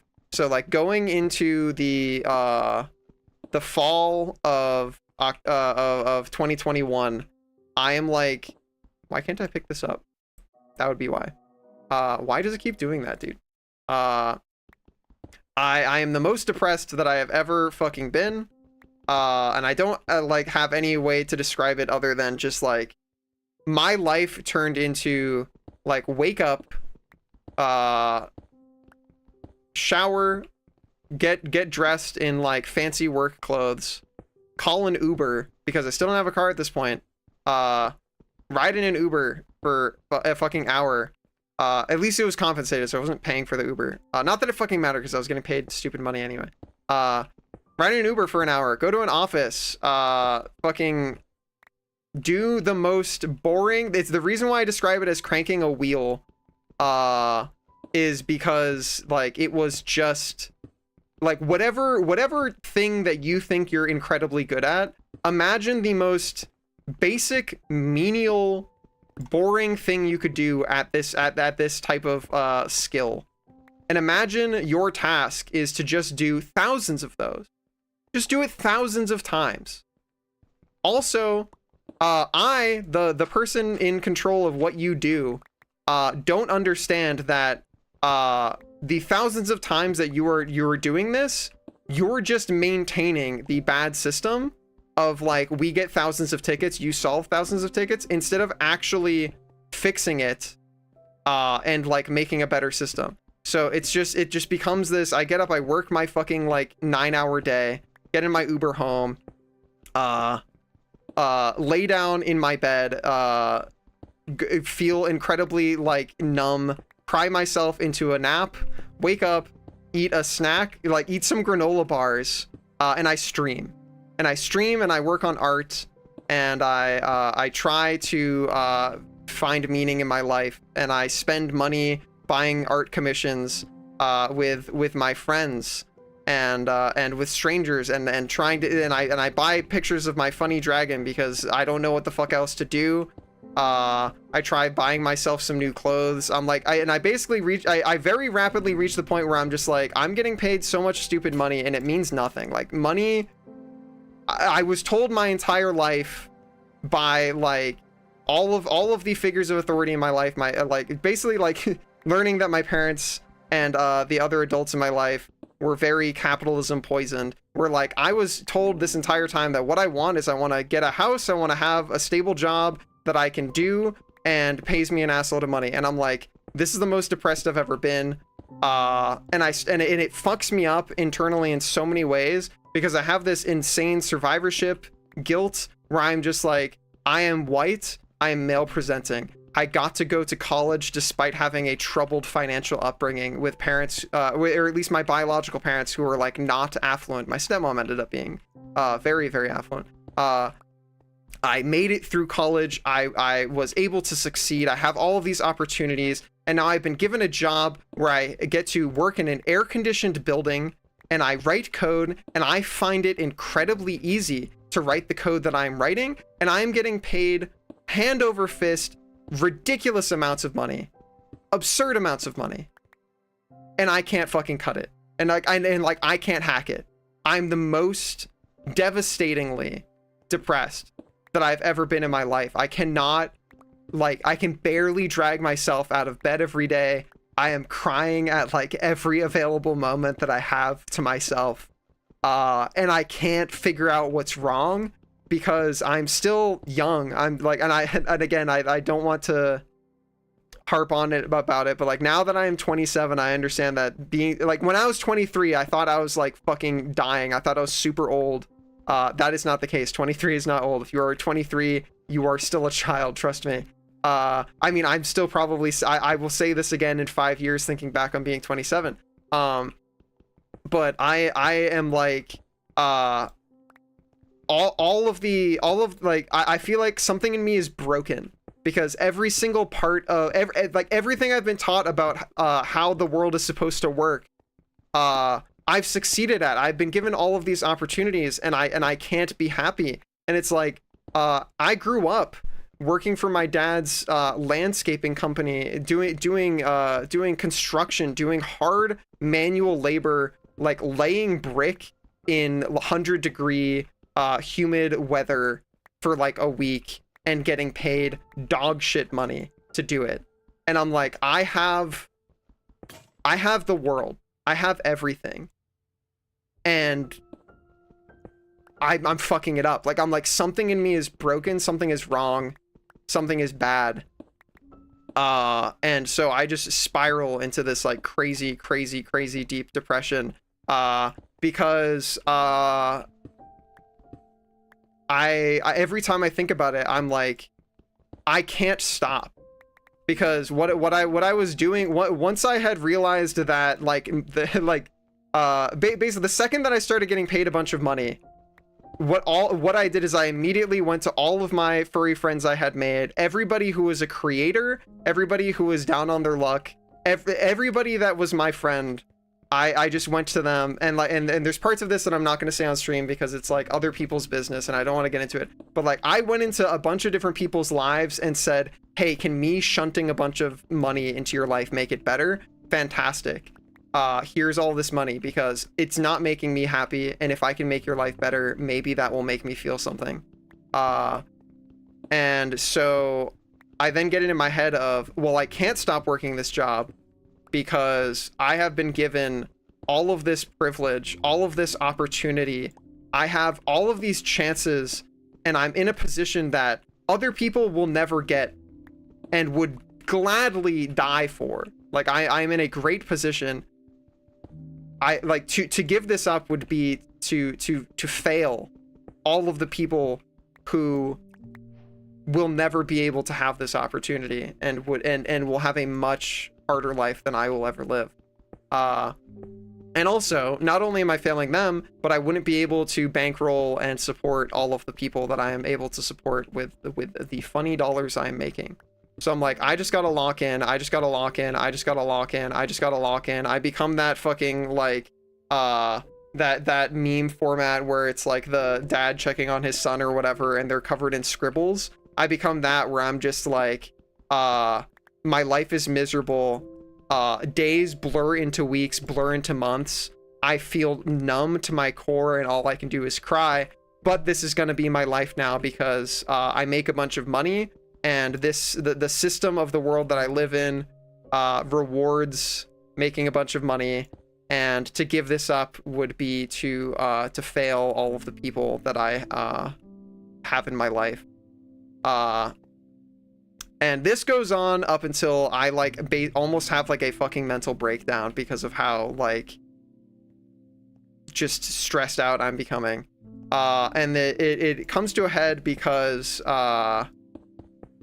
I get to this point where I have a coworker who works in the cubicle next to me who gets COVID. And this is in 2021. So like, I don't even know if vaccines and stuff were out yet. Maybe they were. I think they were. I don't know. But either way, coworker in the cubicle next to me finds out that they have that they have COVID because and like they were already in the office. So I'm like, oh, I have to quarantine. I gotta not come in.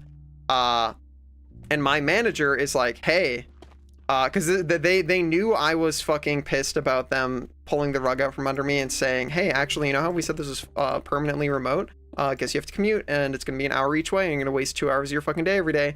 When I told them I'm not coming in, they're like, no, you have to come in. And I'm like, I'm not coming in. Dude said he got COVID. I don't want to get COVID. And so I don't come in. And then this turns into my manager creates a like HR meeting as a result of this, and it's like, we gotta talk to you about like you don't seem to be clicking with company culture, and like I'm the only person like below the age of 50 at this fucking company, dude. And I'm like, yeah, of course I don't click with company culture, man. Like you won't listen to any of the shit that I have to say.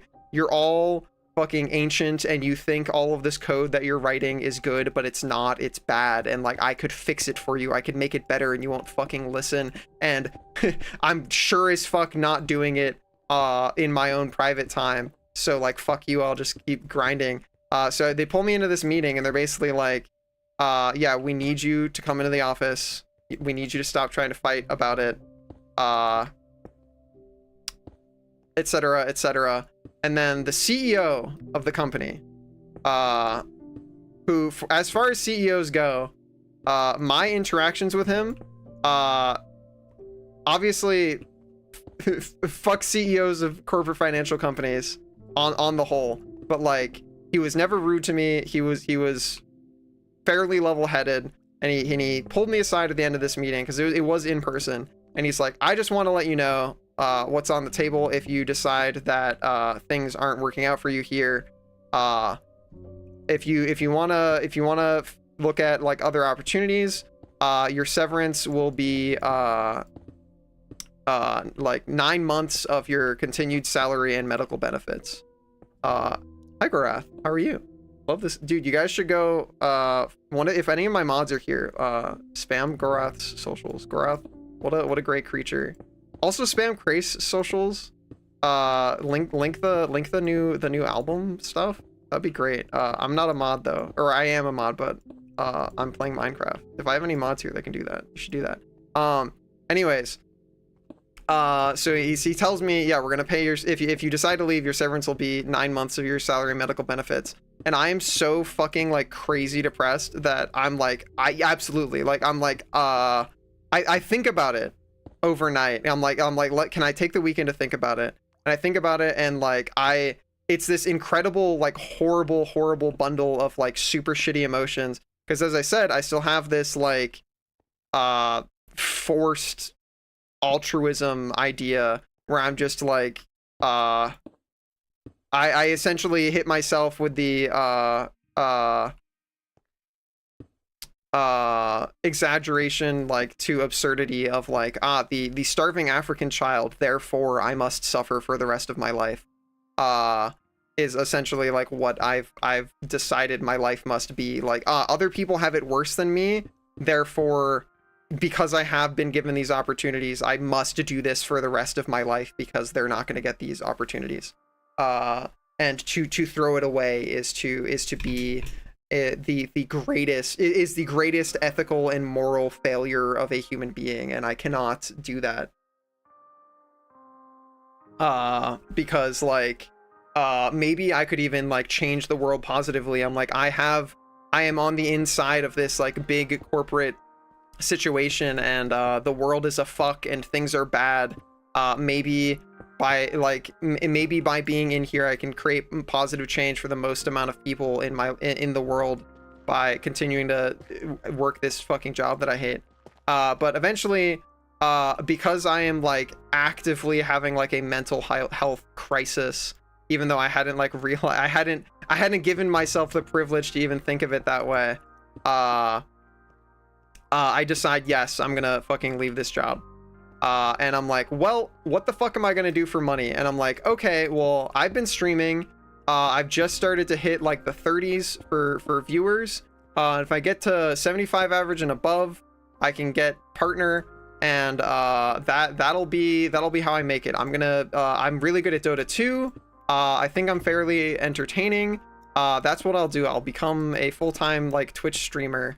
And also I've been enjoying doing like furry art, so maybe I'll start like doing like 2D art commissions on the side, because I know that's a thing that I've done a few of those before for like friends and stuff, and I know that's a way that I can like make money, is I can draw, and so that's how. And thank you for joining me on this journey. Hi Pendles, heart emoji. Welcome back. I hope your work day was good. So that's how I started taking streaming a lot more seriously and starting to take art more seriously, because they now had to pay my bills essentially. And again, don't want to get into the details, but as I had mentioned with using my position of positive financial dollar stuff, I had mentioned I was bankrolling some people and like supporting people. Thanks for the prime, Toge. Greatly appreciated. Is it Toge, by the way? Because I think fucking I talked to Sabin and they called you Toj. Is it Toj? I say Toge because I'm used to reading fucking Japanese phonetics, and that's how it would be for Japanese phonetics. But let me know. Please correct me if I'm wrong. But anyways, so I'm like, I gotta figure out my shit because I'm still bankrolling people, and like I have reached a point where I consider like their finances my finances, and so I have people I need to support, and I have 9 months to figure out how the fuck to like make the amount of money that I need to make. So I start taking stream more seriously, and as that continues, I start rapidly realizing that like streaming is not a thing you can forcibly scale. A lot of the people who got where they are streaming got there by being at the right place at the right time. They got there by knowing the right people. Streaming is not a streaming on Twitch is not a thing that merit and financial gain are correlated strongly. Is greatly appreciated. Thanks for the gift subs, Izzy. Super fucking generous of you. Pet the main, it's true. But yeah, so I very quickly start realizing that like my relying on Twitch to supplement my income and fully pay my bills is just not gonna happen unless I can get to like thousands of viewers. If like staying in the, even if I got to 75 and got partner, that's not gonna be enough to like pay the bills that I need to pay for myself and the people that I am taking care of. So I start pivoting to, by the way, this entire conversation was the reason I'm telling this entire super long shortened version of my life story, which by the way, this is still the short version. I've skipped a lot of stuff, is because I was talking about why I am currently probably going to be doing like a fundraising stream. So we're getting there. We're getting back to that. So anyways, I start realizing that like the Twitch situation is not going to be scalable in the way that I would need it to be. At least not in a way that I can control. I'm like, I cannot make these numbers go higher by just streaming harder, like having more interesting ideas or collaborating with other people. Like it just doesn't work like that. You ultimately have to, there are elements like you will eventually plateau. There is a plateau of technical skill where at that point it all becomes networking, nepotism, and luck. And I realized very early on that I do not have the correct ethics, morality, personality type, whatever you would like to call it. I do not have the correct setup to be comfortable. Am I even close to my tunnel? Where is my tunnel? I see DK. I just started going because I thought I was going to eventually get to my tunnel. I don't know where my tunnel is. I go back. I do not have the correct setup with how my brain works and what I think is okay when you're socializing with people to do what some people were recommending to me, which is like you should just make friends with somebody who has a big number and just try to siphon off of their shit. Start making social connections, not based on actually wanting to be around the person and being a good friend, but based off of leveraging them as a like work asset. And I'm like, I find that gross. And if people do that, like, get your bag, whatever. I am really not here to like make judgment calls on people, but I personally like can't do that. That is not a thing that I am cool with doing. So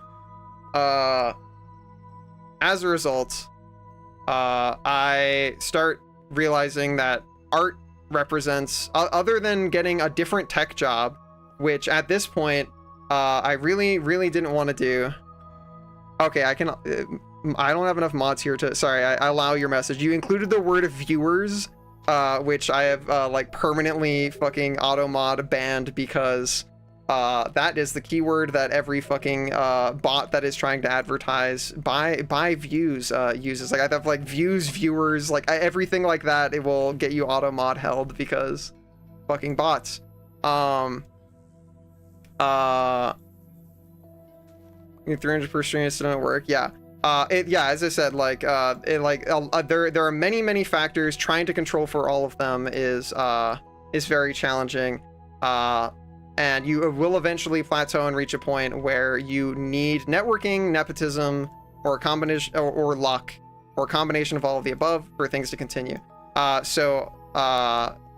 realize that this is not going to scale as rapidly as I need it to for me to be able to continue supporting myself and supporting the people that I had been put in a position where like I needed to pay their bills on top of my bills. So I start leaning more into doing furry art for money. And at the beginning, it was really disorganized, and I didn't really know how to manage it, and it was just a mess. Because there's so much that goes into it. It's like, how do you do your advertising? What do your forms look like? What are your rates? How do you decide on prices? Like what do you how long does it take for you to do this thing? How do you plan all this? Because like I didn't go to art school. I went to fucking I have a degree in computer science. Like my shit's fucked. I don't know how to do any of this. And I don't know how to turn it into money. So I'm like, okay, what do I know how to do? I know how to write code. So let's use that. So what I do is I figure out how to make a good commission form. I figure out how to like ask for what I want, and I decide what I need is data. I need information. I need to know more stuff before I can make informed decisions. So I write scripts for myself. I start recording as much data as I can possibly think of, and I create my spreadsheet, which is the beginning of why I am trying right now desperately, why I'm going to be doing a donation stream, and why I'm going to be trying to make a VR chat model, and why I'm going to be trying to make more t-shirt designs and do more 3D animations and constantly shill for my Patreon and Subscribestar and stuff, is because it's the beginning of the downfall, and it starts here with this spreadsheet. So I create a script basically that I can I'm not going to get into details of like how I make it all work, but I have this concept where the more data I can acquire for myself on how my art works and how long it takes me to do stuff, and like the more information I have, the more informed decisions I can make. However, again, still haven't realized I have ADHD. Still have not realized I have a like trauma response and trauma associated with how I interpret self-worth tied into my work heavily.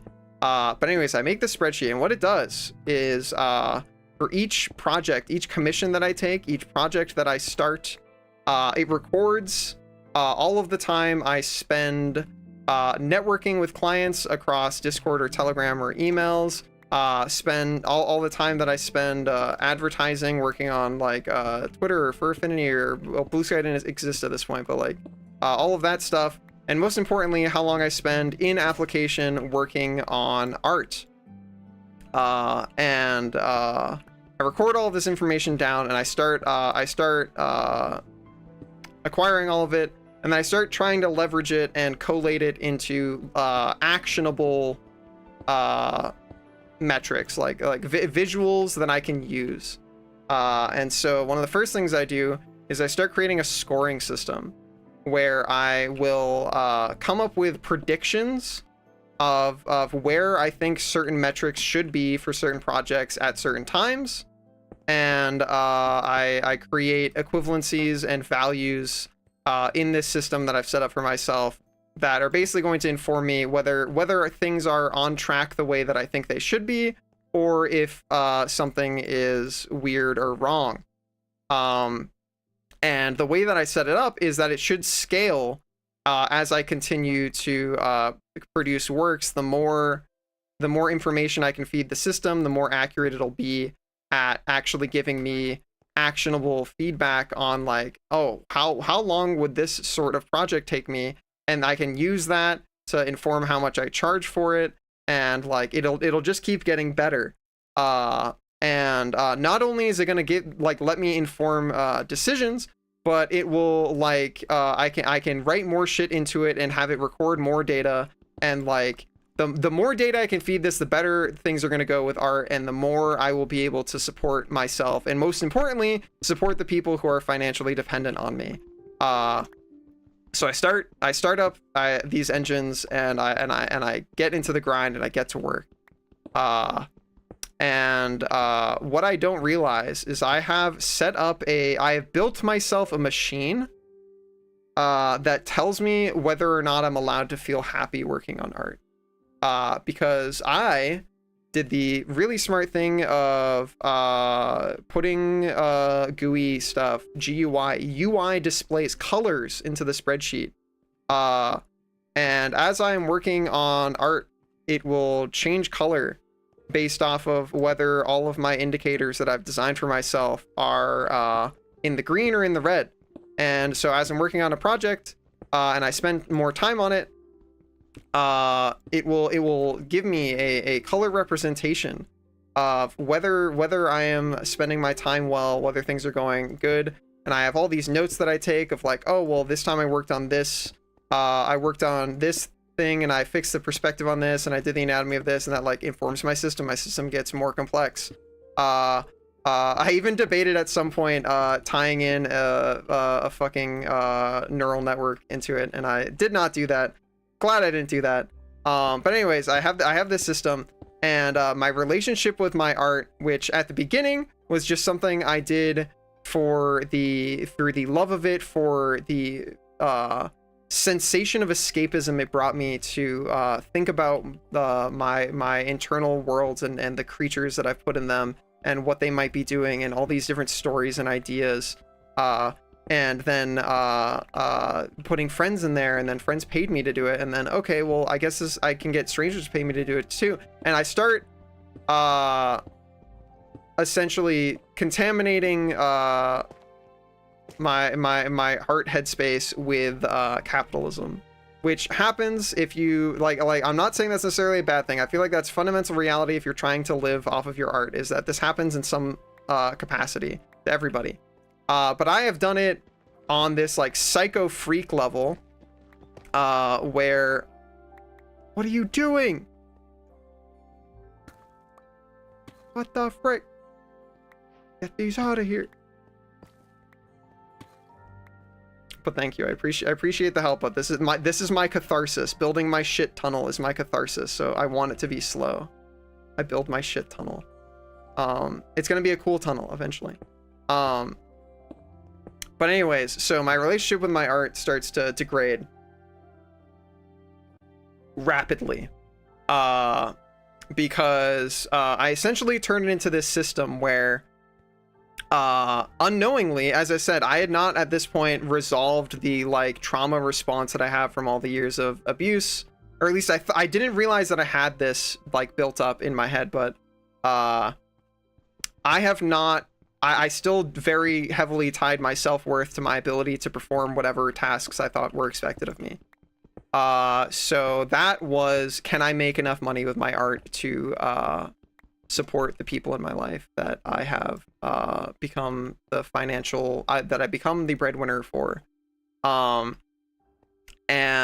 it starts putting me in this really dark place where every single piece that if I do well on a piece, this gets added to this gets added to the spreadsheet, and the spreadsheet dynamically moves the goalpost basically, because it goes, okay, so you actually drew a little bit faster than average on this, which updates our expected value of how fast you're going to be in the future. And now in order to achieve the green color on a project that says that I'm in line with how fast I should be working and like how the quality of outcome, in order to achieve green on that, now you got to be a little bit faster because you added a faster average to the pool, and that's how math works. So it then built up this incredible, so not only combining ADHD executive function inertia, but it created this incredible executive function inertia, which, if you don't know what I mean by that, it's the amount of effort required to begin a task is what I like, the amount of mental willpower and discipline, etc., required to begin a task. It created this incredible scaling task inertia, because I started realizing that any time spent working on art when I wasn't feeling 110% super locked in, super turbo focused, meant that I am adding inefficient hours to that commission piece. Because if I'm sleepy, if I'm working slower, if I'm making less, because I also included quality metrics, it's not just time, it's also quality. If I'm working less than optimally, I am polluting the data set with worse data, which will help me, I guess, on the average on the whole, because then it'll bring the expectations down. But I wasn't thinking about that. What I'm thinking about is, am I going to survive? Am I going to be okay? Are my friends that are relying on me for me to make money for them to continue to have food, are things going to be okay? And I work on art, and the color turns orange. The color turns yellow, then it turns orange, and then it turns red, because I'm taking too long, and I should have charged more money, but I don't have, I'm not good enough at art, and I don't have a big enough of a interest to charge money. So, okay, I need to simplify. I need to, like, I have to become more efficient. I can't spare the time to do studies and, like, actually improve at my craft in a way that is going to change the amount of work that I can do in a short enough period of time, because I'm going to become destitute before this happens. Because basically at this point, I am living off of the savings I had made from working at my tech job, because I'm not making enough money to sustain myself and other people. I'm barely making enough money to like I was making enough money that I was not able to sustain myself well, or consistently, but I was also sustaining other people. And that made it so that, like, I was just eating savings every month to continue paying the bills, paying for electricity, for heating, for food, etc. I was eating into savings, and I'm like, this can't go on at this pace. Something has to change, and I'm not getting good at art fast enough. My stream isn't scaling enough. I might have to go back and find another tech job. So I look into that, and I had such bad luck. Or I don't even know if it's bad luck. It's just like my other tech jobs were so unfulfilling and left such a, like, damaging, can I mine this? What is this? It's purple. Does iron get this? What is this? This is very pretty. So I essentially reached this point where I realized that I'm not making enough money. Something has to change. So I look around at what other people are doing, and I think about what I can do, and I realize the problem is that I am trying too hard to actually express my artistic vision and, like, draw things that I think. Oh, thanks. It's very pretty. I need to stop drawing things that I think look good. I need to focus on what is, if you take the average furry commissioner, what are they willing to pay money for? What is the highest like user base to like money ratio I can make? And I realize it is vaguely buff, mask presenting furry with his junk out. Solo pinup, maybe the occasional duo piece, but mostly solo pinup, masculine dude his junk out. And so I start optimizing my system for that. And it starts to work because that is something that I can draw I started to get better at drawing it, and I could draw it fairly consistently, and most importantly, I could draw it faster than the complicated stuff I was trying to do that was more in line with my artistic vision and more in line with me getting to express myself creatively, but it was not making ends meet dollars wise. And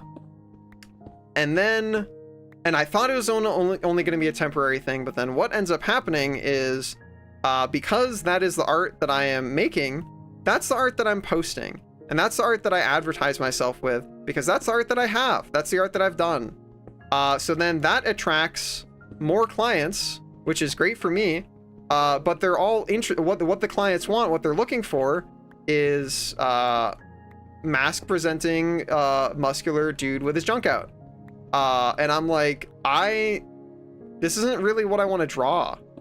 And I start, and like, not only have I made this like super toxic, very time sensitive, crazy stressful environment for myself, where to work on art is to be in the fucking like Hunger Games fucking PUBG deathmatch, where you're fighting for your life and you have to draw as fast and as hard as you can.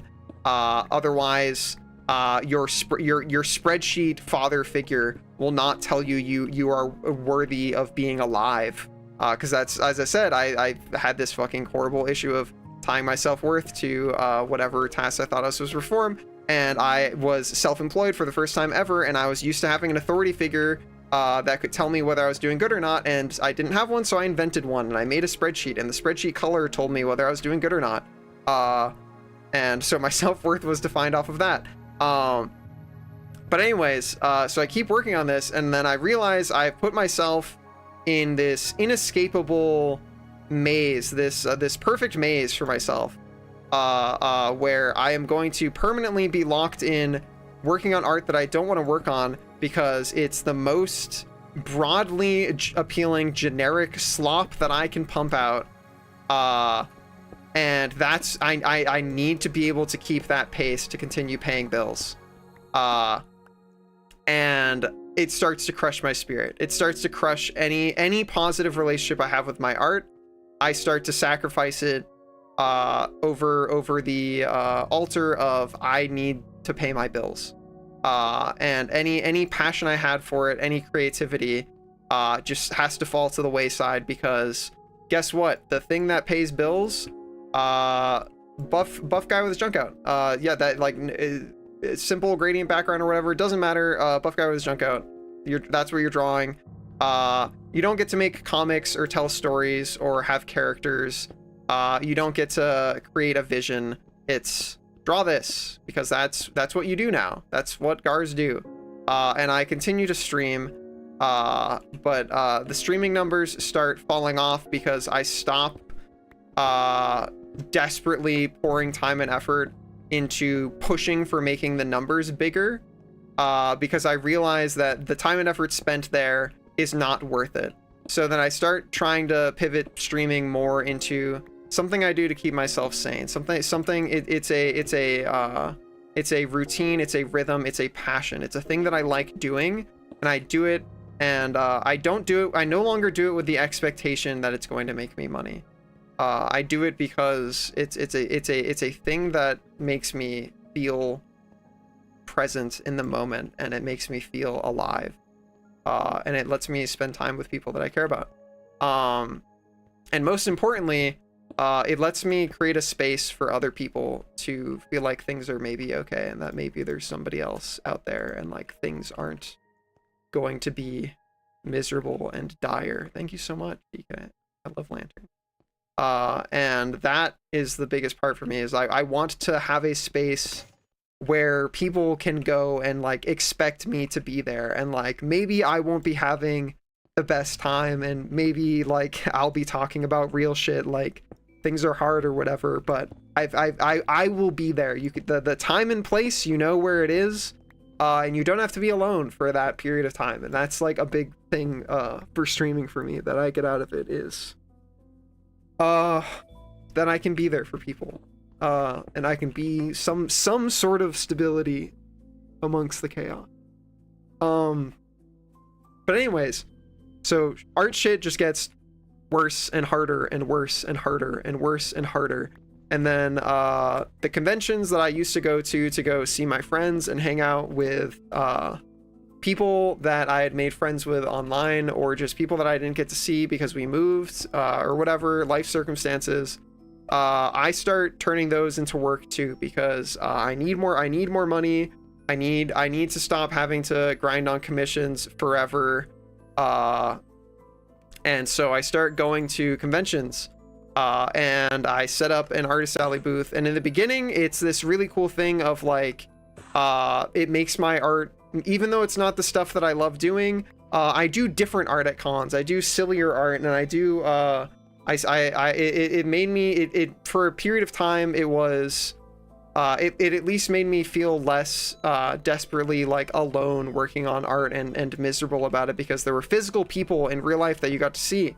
But then that appeal very quickly started to fall apart as well, because it just turns like whatever novelty there was in running a art table at a convention began to dissolve before my eyes when the novelty of it died off for my like friends as well at the time. And then it turned into, oh, everybody's actually like out having parties and like going to dinner together and laughing and joking, and I am simulating capitalism. I am working. I am drawing all day, hours on end, making very minimal amounts of money, because I'm basically just selling funny little sketches, and like I hadn't really put together like merchandising yet, because I was making it all on my own, and I was just trying to figure out what I could even like feasibly do all by myself. And it just turned into this thing of I had to do it because I needed the money, but it like turned into this desperate FOMO of like, and I had a bunch of bad experiences where like I was like, hey, I'm gonna have to work my table, but I got off at this hour and the Artist Alley closes, and maybe you could come help me like tear down my setup, and then we could do dinner later, or like or oh, you can't come help me tear it down, well, I'll tear it down by myself, but then we could meet up and like you said you're doing this party thing, can I go to that with you? And like then people would flake on me, and like because they would forget, because when you're at a con, like everything is crazy hectic. The pace of a con can be absolutely blistering at times, and I don't necessarily blame them for it, but it was utterly devastating to me to feel that like I'm missing out, and I'm working the whole fucking day, and then the people who I had made plans with forgot about me too, because I forgot about myself. I was no longer a like person. I wasn't a thing you could interact with. I was a machine that pumped out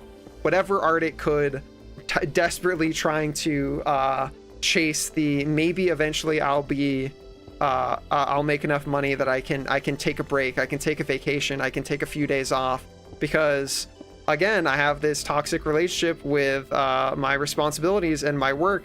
I was never taking any time off, and any day, quote unquote, days off that I took were I didn't work on art today, which made me feel super bad, because I built up this horrible relationship where if I spend a day and I don't do something productive, I hate myself for it.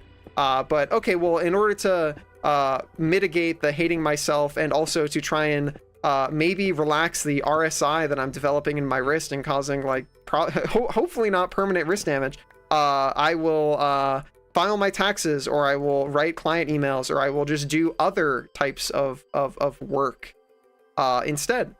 So I never like actually fucking took any time off, and that was bad. And I even turned cons where I used to like hang out with friends, turn that into work. So everything was just becoming work. And then eventually I started trying to learn 3D, because I was struggling so much with 2D, and I was like, I need something to go faster. I need a thing to go faster. And I'm like, okay, what if when somebody described a pose to me, what if I could, like, because the problem I was running into is I kept having this thing of I was working on a commission and somebody would describe a pose, and I had a bunch of fucking, I just needed to have higher standards for commissioners and tell people no, but I was really bad at telling people no. And I would have commissioners that would be like, I want this thing, and then they'd be like, actually, I changed my mind, I want this thing. And when you're working in 2D, making mutations like that to your work is not necessarily easy, and it can be actually really, really fucking hard. So it's like, I need to have some sort of setup that allows me to make a bunch more dynamic changes on the fly without having to like spend a bunch of time rethinking my composition and rethinking my perspective and anatomy and stuff. So I started trying to learn, like, I think it started with DAZ 3D, which was just I get a model and I pose it, and like, I just want to be able to pose it in 3D space. And that way I can create like a really, really quick, rough idea of like, okay, this arm would go there, this arm would go there. And then if they want it changed, rather than having to rethink everything, I can just quickly pull the 3D software back up and change it in there.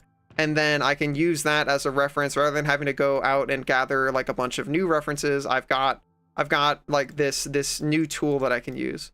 And so I start doing that. And then this just kind of continues year over year. And then eventually the people that I have to support financially, that starts to change. And I am less pressured, but I'm still on the, like, I'm not making enough money to like take a break. I want things to scale to a point where like I feel like I can pay my bills and be comfortable. And that's just not happening with how stuff is working for me. I'm not making enough money. Things are really stressful. I'm still like stressed out all the time. And working on art that I don't want to work on. And this, then I start working on trying to figure out a new way out of it. Because I'm starting to realize that I'm in this pit and my relationship with art is bad and I'm just stressed out all the time, and streaming is suddenly turning into a lottery ticket. And I start entirely giving up on that ever happening. So I just start doing that more for fun and for hanging out and for making the spaces I talked about.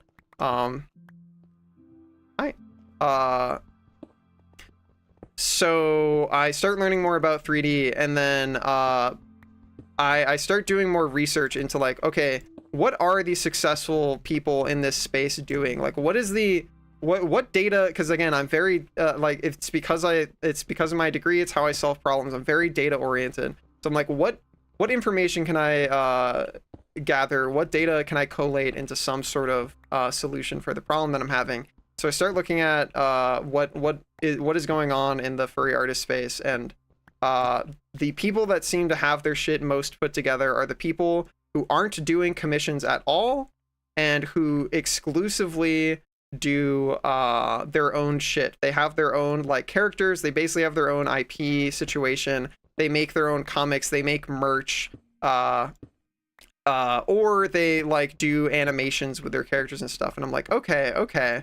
And then out of these people who have this like setup going on, what is the most common theme? And the most common theme that seems to consistently be the most successful is indie games for a particular niche, or animations. And I'm like, well, I don't have the upfront capital to spend the time developing a game, but animation stuff I can maybe do. So I look into 2D animation for a while, and I quickly realize that, once again, without years of practice, this is not a thing that I'm going to be able to scale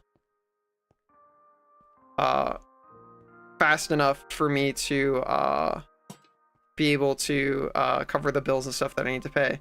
But, however, I start learning about 3D more, and I start realizing that 3D may be the solution to the problems that I am like facing as an individual, which is that like I need things that are robust, that are not prone to failure due to mutation. Like if I need to make changes, I don't like lose a bunch of invested time, and I need things that scale so that the time invested equals more stuff later. And 3D is the perfect solution for all of this, because it's like, okay, if you draw a single 2D piece of art, maybe at most you made like a brush for that you can use for like future drawings, but the likelihood that I can take like a leg that I drew in a picture and use that exact same leg drawn from that perspective or whatever in like another picture is very low, and it just doesn't really work like that. But 3D does. If you create a really cool functional like rigged model, and you have like a very cool model that you've made, or you lay out a scene like a background, like an apartment or whatever, or you build a really cool shader, or set up a really cool like camera or light source, that's all exportable to other projects. You can reuse all of these various different kinds of assets. And so it has what I was looking for, which is scalability beyond skill. Because like art, I feel like the only scalable thing about it, if you do not have multiple people working with you, if you're all just an individual person, you gain experience, but you don't gain like assets or skills, like maybe beyond like the programs you use, or brush packs, or third-party like plugins or whatever. But it's not nearly on the scale of 3D. 3D is so robust and so resistant to information loss due to mutability. If you need to make changes to stuff, you can change stuff. And so I'm doing this research, and I'm realizing like, okay, 3D plus animations maybe. And well, actually at the beginning it was like, okay, 3D models. People really like to buy 3D models. So I look into maybe I want to make, maybe I keep doing the commission grind. But then after further thinking about it, I'm like, no, the people who are actually successful, or well, not actually, the people that seem the most satisfied and the most comfortable with how things are going are the people who are making things that they want to make, that they're like they're doing bases, they're doing VR chat models. They're not necessarily doing bespoke individual commissions and stuff like that. So I keep thinking down this line of thought, and I'm like, okay, I want to try my hand at learning 3D stuff. And so I start working on that. But the problem is it's this massive new skill set, and like trying to learn stuff while also working every single hour to desperately be able to pay your bills, and you're like becoming super depressed, constantly working on 2D art, further advertising yourself as, hey, I make this thing, hey, I make this thing, and just digging that hole deeper, even though you don't want to be making that thing. Doing all of that, and then also being like, let's learn this entire new skill set on top of it, is really fucking hard. So I start trying to do it on stream, and then like that's how I started learning 3D. Is I just said, fuck it, I'm gonna learn the full VR chat pipeline, full to zero, starting with zero experience ever having opened Blender or Unity. And you can still go to my YouTube VODs channel to this day and find the stream where I first opened Blender ever for the first time ever, and follow that entire like months long journey until I have a functional VR chat avatar. And it's dog shit, and my horrible ugly son has every disease, but I learned things. Hell yeah, Alex. Yeah, that's the problem, is the time investment scale, where it's like, being a novice at something doesn't pay you dollars. You have to be good at it to be able to sell things. So like that was the trouble with 3D, is I was like, well, how do I find the time? Because I don't have like and that's the thing with like why I couldn't do the indie game, why I couldn't do these other things, is because it's like I have to start somewhere, and I'm not going to be profitable, I'm not going to be monetizable right at the beginning. So I've been learning 3D stuff since like 2023 at this point, and I feel like I know a lot now. And last year I made some of my first animations ever, and they were still really bad because I was still learning and still didn't know so much. But this year, I think in about at about June or July, I got so, actually no, it would have been like June. I got so tired of this loop of being burnt out and exhausted, and just like hating what I do, and just feeling like I can't escape unless I go get another tech job or whatever. And by the way, like I know I was talking about big dollars at the beginning, but like all of that was bled out into supporting the other people I was supporting. So like even the money that I made while working all of these tech jobs, all of that money is gone, both to student loan stuff, and majority of it was just funding the people who I ended up becoming financially supportive for. So I never, so there wasn't anything left from the tech job days, other than I've still maintained I have the house mortgage, at the very at least, which is nice. I have a roof over my head, got that figured out, but it's still very expensive.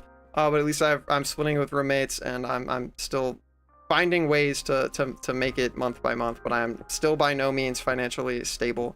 However, as I said, I get to June or July of this year, and I'm like, I need something to change. Like I'm looking into my future, and I'm seeing myself doing this forever, and I'm not actually making progress. Things aren't getting better. The world is getting more expensive, and things are getting worse, and I'm not like, things aren't changing in a positive trajectory. Like, I am stagnating. I'm not making my life situation better. So I'm like, what can I do? And I decide that, like, fuck it, I really need to stop working on 2D art commissions. And ideally commissions in general, because as I said, like, that's not what leads to success. Because if I do a bespoke singular piece of art, and it's of some dude's OC, and I have no story I can tie to it, I have no greater themes I can tie to it, there's no chronology tied to it, it's just that guy is one guy, that doesn't turn into dollars in a long-term sense. That's not sustainable. Nobody's going to follow me. Like, there's no story to follow there, there's no continued, like, that pays out once. They pay me for the commission, and then it's over.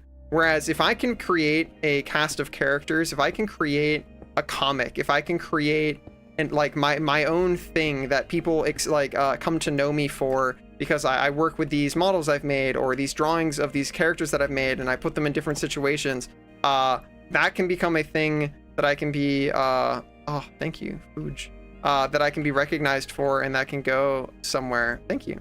And so I'm like, and the problem is I've spent a long time now being like, well, I'm gonna pivot to that as soon as I get in front of my bills by this much, and then something in life happens and slurps up those dollars, and I'm like, fuck, okay, well, I'll stop taking commissions and start working towards having a more sustainable situation when I get to this financial mark, and then I just shift my goalpost because, well, taxes went up and things are more expensive now, so I have to shift that. And so I just kept shifting this goalpost until I finally was like, I need to force this to happen. I'm gonna force it. I'm gonna pull myself up by my fucking bootstraps. It's gonna be bad. It's gonna be dire. I'm gonna be the most financially unstable I've ever been in my life. But fuck, something needs to change. I need to make this happen, because I can't keep spending day after day, spending all of my hours working on art that I just don't want to work on, and just smothering my creativity and feeling like I don't have time to learn new skills, and just everything's bad. So I kind of make this vow. Hello, do you need something? Or are you just here to hang? I make this vow to like, fuck it, I take this one last 2D art commission. I still have come follow for a second. Okay, I still have not finished that, and I still have one from over a year ago. Thank God for that person being like, it's all cool, it's all chill, I'm very patient. Those are very pretty. However, I have a plan for what's going here. It's gonna be, I'm gonna build out, so the reason I've dug it this wide is I'm going to do a pattern in different types of stone all the way over here. So like, these are going to be a wall. I'm going to mine out all the cobblestone stairs, and they're going to be special kind of stairs. I'm going to redo the whole roof as a pattern as well too. So yeah, I have a plan, but thank you. Anyways, so I kind of make this vow back in like June, where I'm just like, this will be the last commission that I take. It's from somebody that knows me fairly well, and has my back, and seems to be, as long as I keep open lines of communication, they're like, you can take your time with it. And I still feel fucking horrible. Like, that lives rent-free in my brain every day, that I owe these 2 pieces of artwork to these people. And there's also a couple other pieces of art that I owe for at con delivery that I still owe to be, and those live in my brain every hour of every day. But I'm trying so hard to make positive change in my life that I have not been afforded the, like, and I'm holding my 2D art hostage. I have not made myself any drawings. I've not drawn anything else, because I'm like, if I have time to spend working on 2D art, I want to work on finishing these commissions, but I'm also so burnt out on working on commissions and so desperate for like this financial stability to be, or I want to become financially stable with something other than 2D art. So I've not been drawing for a while, and I've been locking in super hard on trying to build out my ability to do 3D animation, because that feels like the most viable route towards success, because it's something that I can sustainably do as an individual, that scales over time because I create more assets for myself, and it scales with more than just a like linear progression of skills. So like even as I get better at animating, it's not just going to be that, it's going to be I'll have access to more models because I'll make more models, I'll have access to more scenes because I'll make more scenes. So it's like it scales better than 2D art ever will. And so I have been eating whatever meager saving stuff that I have, and kind of being very loosey-goosey with my finances, more than I ever have been in my life. And I say that as somebody who has been incredibly rigorously strict, because I grew up super poor. So very rigorously strict with how I spend my money. So basically, when I say that I've been irresponsible, or like I made the decision to commit to this even at the cost of financial instability, what I mean is I have reached the point where I do not have my in case of emergency and things go wrong buffer as big as I like it to be. I still have it, but rather than it being like I can resolve this size of a problem, it's like I can resolve a small problem, and if the problem is bigger than that, then I'm fucked. And I do not like being in this position. I constantly feel the stress because I like to live my life in a way where I can help other people, and I can like if I have a hiccup, I can solve it. So not having that financial flexibility stresses me out a bunch, but that is the cost of being able to give myself the opportunity to try and push into this new space. And so I've started working on making my own models, which is how I created the Blade Wolf model. And I have other like things in the works for that as well. I also started working on 3D animations, because one of the things that my research pointed to, other than just by making these things, is that animations are one of the best ways to consistently pull attention your way and continue to scale your ability to advertise your like Patreon and Subscribestar and supporter networks, because animations live much longer than still images, because people revisit them more, especially if you've got like sound effects and it's hot. So I'm trying to spec into that, because it feels like the highest odds of me being able to achieve a situation where I've got a stable amount of support on various support sites. So I put a lot of effort in, and I make this like this Blade Wolf model, and I start leveraging it for a cool animation. It's my first big project, but then I realize that I have the opportunity to leverage my like programming skills and my stubborn ability to focus intently on bashing my head against a brick wall of something complicated. And so I build out an entire physics architecture so that I can make his marbles have physics. And then I release this animation, and my patron supporters think it's really fucking cool, and I'm super proud of it.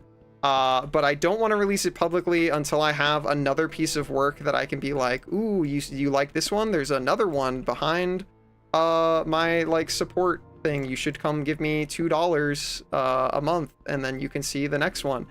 So I release a teaser of that, but I hold it back because I want to finish this next project. And then the next project, I decide having marble physics isn't enough. I need Subway sandwich physics.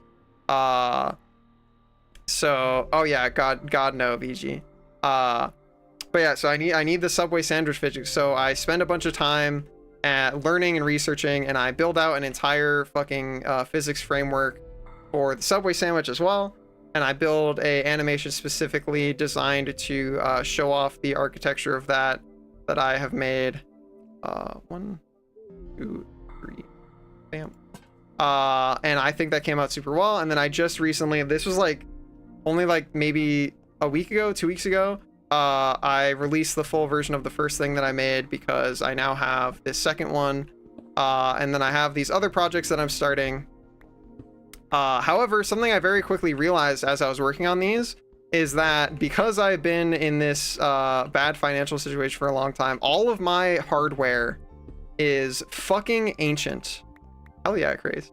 All of my hardware is fucking ancient, and that is a massive roadblock for what I'm trying to do.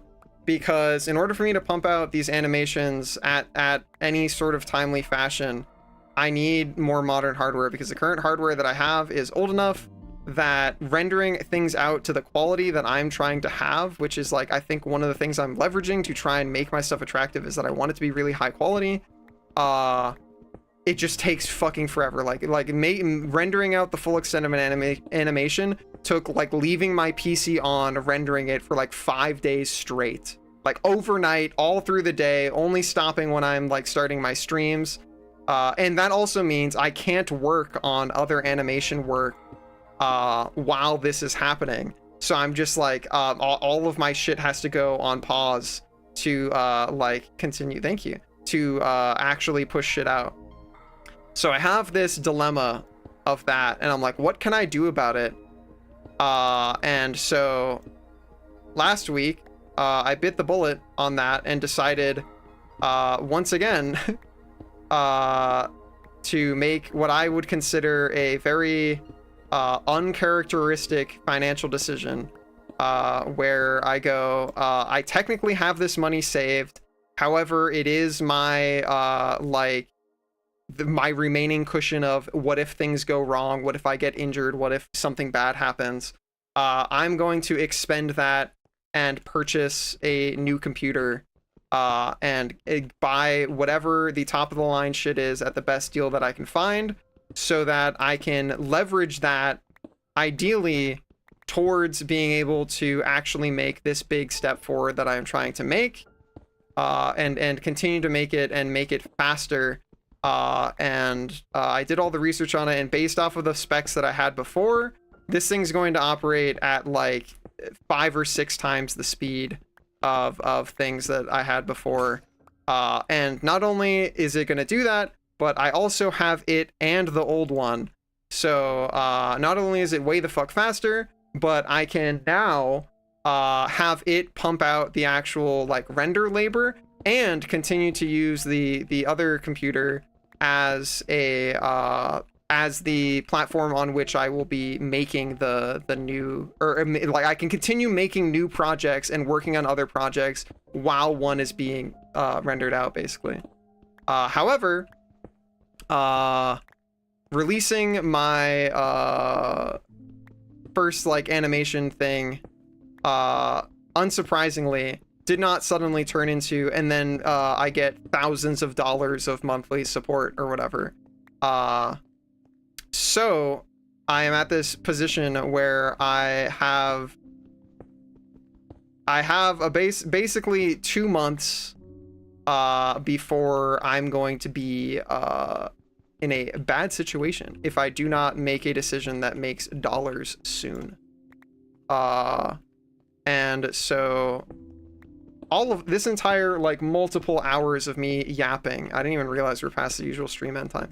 This multiple hours of me yapping and telling this story all began from me being like, yeah, I'm fucking stressed out because I gotta make some dollars, and maybe we'll be doing a marathon stream soon where I have a little donation bar and a subathon and special goals and rewards, because I need to recoup some of these costs, but also and I'm trying, and like I really just don't, I want to try and like hold true to what my goals were when starting this journey, and not go back to working on 2D art commissions to fix this problem, and instead try to create assets for myself that can continue to help support me and my creative vision. So not only am I going to continue trying to recoup some of that by continuing to stream and maybe having the streaming event, but I think part of the streaming event, or at least maybe part of the things that I'm going to be working on during, isn't just making more animations, but making tutorials and stuff and trying to leverage the video editing skills I've gained over the years to like try and walk people through like, hey, here's this problem that I've had to like face, and it took so much like fighting and fussing to figure it out, but if I had known somebody who could have just explained it to me, I could have skipped forward so many steps and saved myself hours. I'm gonna be that guy. I am not gonna like hoard knowledge. I'm gonna go, hey, here's this thing you want to know, bam, here it is, here's how you do it, there you go, it works. I want to do that, and then I also want to actually do a creative project that I feel like can create some sort of financial semi-consistent, or at least longer than a single 2D image amount of an income stream. And I want to make myself a Gar Skulldog model, probably a VR chat model, but I'll probably start by just having it be a model, and then I will scale it to work in VR after, because I feel like you should start with making the model a really good model, and then make it performant for VR chat. That's my plan at least, because I want to make a really good model that I can use for animations and stuff. That is the harder part, and then turning it into something that works in VR chat is not easy, but it's easier than turning a VR chat model into something that's good for animation. It works better in one route than the other. Wow. Oh man. Are they good guys? They didn't seem to fight us, so that's good. So yeah, that's why if I ramble about things being hard or stressful, that's a little, I don't know if there's, I don't even know how many people I turned off being able to see how many people are in my stream a long time ago, because I just think that's bad for brain juice to focus on that, because that shouldn't be the point. But I don't even know how many people were in here for half or even all the this entire long ramble, but that's a little TLDR of the current Gar situation. Is I want to have a relationship with my creativity and with my art where I can make things that I am proud of, that I feel like are representative of my interests and my desires, and I want to make things that aren't just one-off and then it's over. I want to make, like, I want to have Gar things.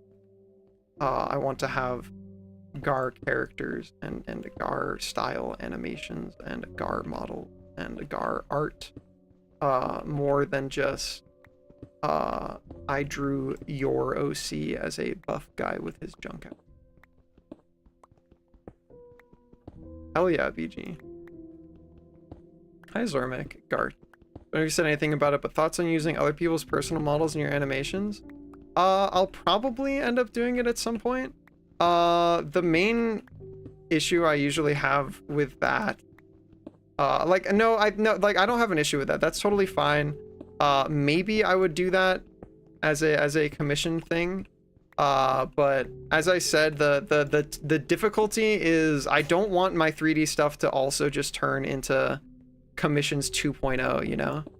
I really do want it to be, I pursue some sort of, at least something in line with my desires and the stuff that I'm looking for. I hydrate. Thanks for hanging out, DK.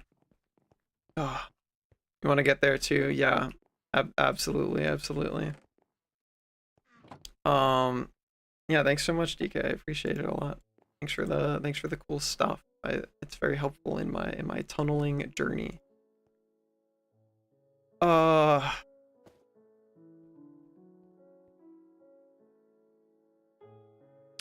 yeah, that's kind of been what's on my mind lately. Lanterns are sick, I agree. So yeah, I want to, oh god, I just want to be at a point where I feel like I can make stuff and not have to feel guilty. I want to make stuff, I want to draw just for the fuck of drawing, dude. Like I don't want to draw, because like, again, as I said, like the biggest part of this is just the horrible pervasive corruption of capitalism into my like art brain, where I go, I'm drawing something, and then rather than being able to be like, this is a really cool idea, I want to do this cool thing, I go, is that fast enough to make this like worth my time? Is that making me enough? Is that making the image interesting enough to be worth the time I spend on it? Like, is that going to turn into more clicks and more dollars? Is that going to be able to, am I going to be able to buy food off of this artistic decision? And I don't want to fucking think about my art like that. I want to be able to make something, and I want the people that like support my stuff to support it because they see my vision, they see the stuff that I am creating. Oh, that's not supposed to go in there, actually. That's going here. And they think the shit that the ideas that I have and the way that I create, they think it's cool. That's like what I want to have happen. Low chance of 3D buff guy with junk out. No, 3D buff guy with junk out may happen. Because it's not that I don't like that. It's just that, like, I want to do things on my terms. I really don't want to have every decision I make be someone else's thing, some client's thing. I want to have my stuff, my ideas, my creations, my plans, my worlds, my characters.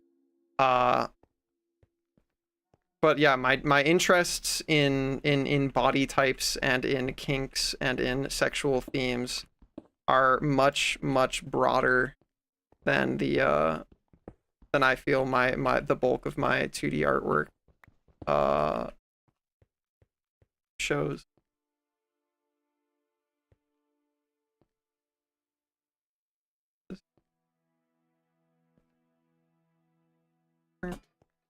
Yeah. Oh.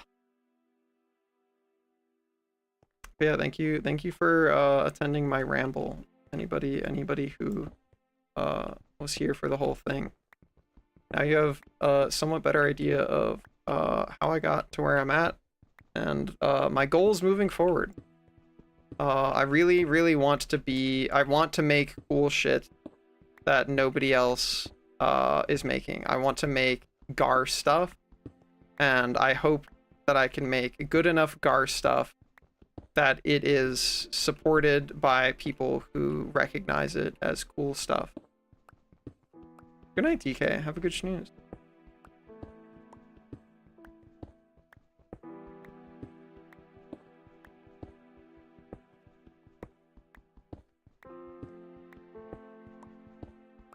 So yeah, maybe I'll spend tomorrow setting up ideas for funny stream marathon stuff. I really wanted to do more Blender shit. I wanted to do Blender shit on stream today originally, but there's so much I still have to set up to make it be at a point where I feel like it's ready for me to stream stuff. Because I still have to set up like all of the fucking plugins that I'm used to using, and that's gonna take a minute. But yeah, as I said, I want to make a VR chat model that's like actually good, and I want to make a like skull monster that I am proud of and that I would wear in VR and be satisfied with. And that's gonna be a big part of that's gonna be a big part of the fundraising aspect. Is the problem is that with the 3D animation stuff, like stopping doing 2D art commissions means that my immediate income stream pauses. And so having all of these situations where I have goals of things that I want to work on and things that I want to do, but they don't turn into immediate dollars, like it's this compounding issue of scale where I'm not already known for it, so it's not already popular, so it's not already supported in my support network. And in order to make that happen, I have to make the work. But in order to make the work, I have to stop making the other work. So it's this like really scary issue. But if I can convince enough people that it will be worth it and that I will make cool fucking shit, and please just give me enough dollars to have food and housing until I can make it the cool shit and show it to you, that is the goal.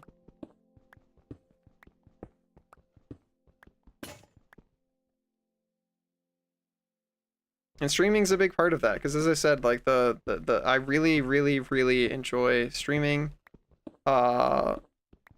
Regardless of what it is that I'm doing, whether I'm doing work stuff or game stuff or community stuff or just yapping with you guys. And I want there to be this space. I really think not even just the stream, but the Discord community is fucking sick.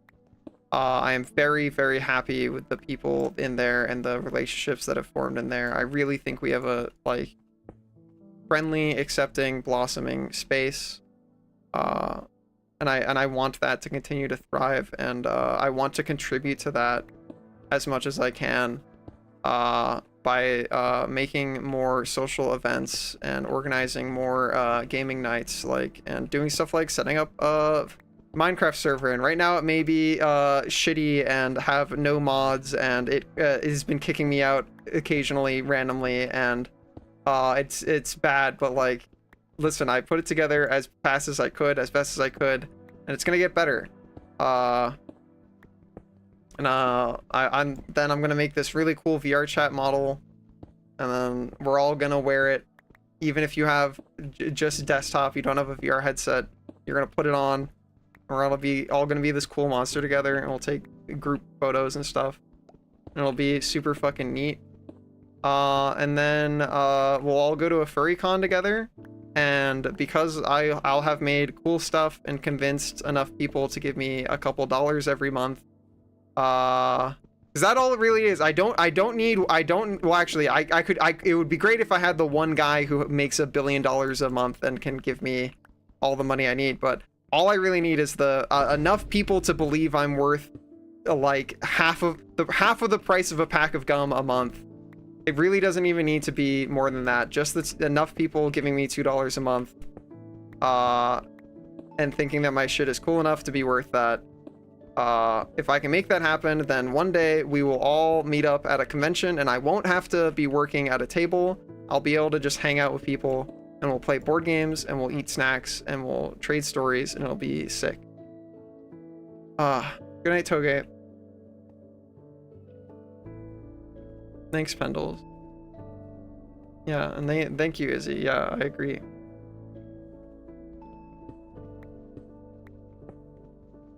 Yeah, that's my plan.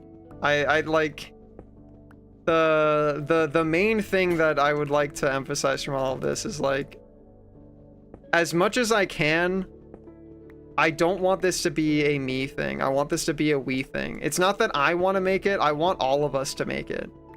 And what making it looks like has changed for me over time.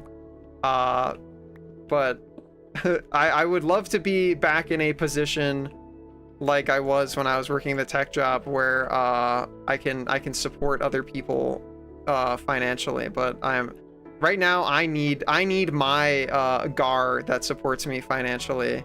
And in exchange, I will support by providing community, providing a space, providing knowledge. I want to share the knowledge that I've learned and teach people cool stuff. And 1, 2, I think that's in the wrong spot. It's be there. 1, 2, 3, yeah. 1, 2, yeah.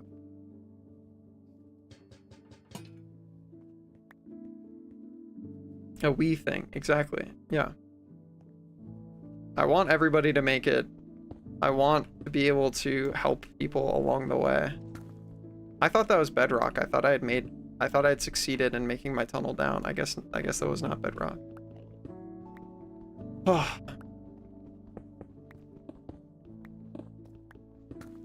But yeah, that's what I'm thinking about. I have so many cool ideas. I wanna execute on them.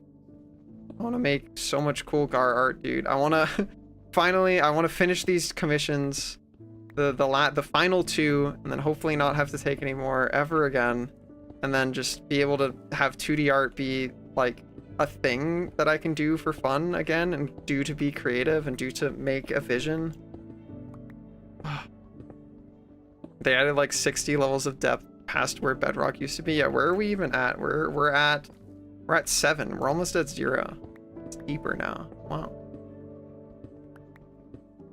Uh-oh. Oh, okay.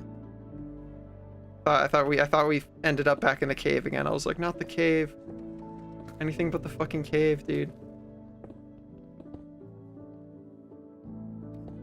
Bump, bump, bump, bump, bump, bump, bump. Oh. There may in fact be more caves. Unfortunate, however, many such cases. Ugh. But yeah, thank you guys for to everybody who has like ever even said a kind word in my presence. Anybody who even has peeked into the stream, I would like you to know that whatever you're going through, whatever situation you're in, you've got this. You are going to figure it out. Things are going to get better. No matter how like dire and dark things get, you will learn new stuff. You'll meet new people. The tunnel might be long, but it will end. And it's gonna be super fucking bright and cool on the other side. And we'll all be here with you. And you'll have learned much from your arduous journey.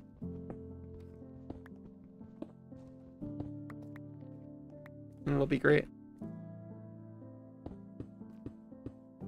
It really is all about like the ability to maintain perspective is one that is hard to achieve. It's a very difficult skill to manage. It's very challenging to balance the scale between getting sucked into the strictures of the modern capitalist system and the alternate end of the scale, which is just complete and total nihilism, where you go, nothing matters, so why give a fuck about anything, versus giving a fuck about everything. It's hard to balance that, but if you can find the time to pace yourself, if you can find the time to routinely introspect and zoom out and reposition your like internal compass and figure out like what do I actually value, what matters to me right now, are there things that I am judging myself for too harshly? Are there things I'm holding myself accountable for that I shouldn't? Are there things that I'm not holding myself accountable for that I should? Maintaining perspective on stuff is really fucking hard. I find that people don't really talk about it enough. It's very challenging to talk to people about your problems, because for the most part, it seems like everybody has a lot of problems right now in the world. But I really do recommend try your best to confide in your friends, and even if you don't feel comfortable like necessarily leaning on somebody for support, just talk to people. Doesn't even have to be about your problems, just like share in people's company. If nothing else, maybe you won't be able to talk about what you're going through or what problems you have, but maybe you'll get to hear some cool person ramble about one of their really cool interests that they're super informed about. And I don't know about you, but that shit always makes me smile. I am always very, very happy to get to hear about what people are into, especially when they're like very into it and know a lot about it. That makes my day happier.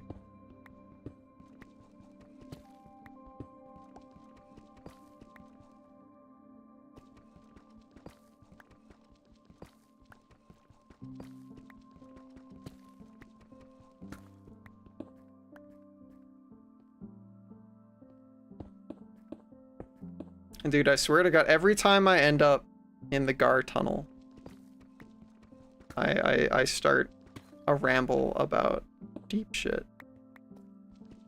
This is the power of the Gar tunnel. What the Gar tunnel does.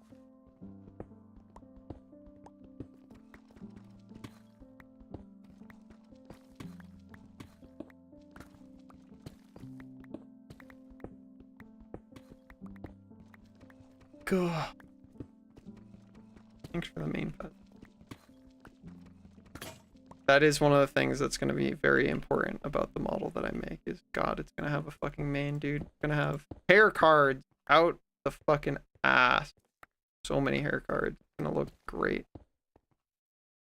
Digging up stuff while digging up rock. Gar. Yeah. Yeah. Yeah. Alright. I probably should go eat dinner. But because I've already gone for an hour longer than I usually do. But this has been really fun. I will leave the server up probably until I have to talk to a Minecraft knower, probably either DK or VIP, about how to make it gooder and have mods and be good. But thank you for helping me with the initial process of making the Gar tunnel. Look at it, it's so beautiful. It doesn't even have any of its stuff yet, but it's so good. You made a Minecraft server too? Ah, that is true. Yeah, I could ask you about it. You're a knower. Well, VIP I know I can get on a voice call and have them guide me by proxy, but I don't know if you'd want to do that, but maybe I can type at you. Either way, is it daylight out? Can we go look at what a beautiful day it is in Minecraft world? Dude, we got a little farm going already and everything. Wow. Listen, the Gar tunnel will bring us to victory. It's gonna go somewhere, and it's not gonna be a barren, icy wasteland. It's gonna go somewhere cool. The Gar tunnel will bring us to the cool places. Oh, I haven't seen the back. There's a back. Oh. Oh. Wow. Potatoes. Beets. There's so many. We got so many different things already. Wow. Thanks, Tatsu. You guys are so good at Minecraft. I just dig my fucking hole. That's what I do. I dig the Gar hole. Gar tunnel. It goes places. We made a map too. We're gonna do so much cool stuff on this server, man. I'm so excited to play more of this game with you guys. My tunnel's gonna become crazy useful. Oh shit. Okay, so it is just icy ice forever everywhere around here. Here, have your map. That's very cool. I'm so excited to play this game more. For now though, I'm going to be done. I want to go make. Well, I'm probably gonna reheat the Gar kibble burrito that I did not actually finish. Maybe if I have time to set up the assets required for it, maybe we'll start the marathon thing tomorrow. Maybe I'll have enough of my Blender stuff set up that I can do a little Minecraft and blendering. Maybe we can do both. Maybe I'll do the stupid absurd thing of digging a hole in Blender while building things in while rendering in Minecraft. I'll do both. We'll see. Well, as always, a huge thank you to everybody who supports me on Patreon, Subscribestar, or by donating or subbing to the channel. If you were here for any of the stream tonight, you'll know this really does make a fucking world of difference for me, and I really appreciate it. I will be back tomorrow, same time, same place. Till then, we're gonna find someone to raid out to. If you could stick around for just another minute or so, just to give them a hello, maybe give them a follow if you like their stuff. I'm sure whoever I send you off to would appreciate it. And as always, have a fantastic rest of your morning, afternoon, or night.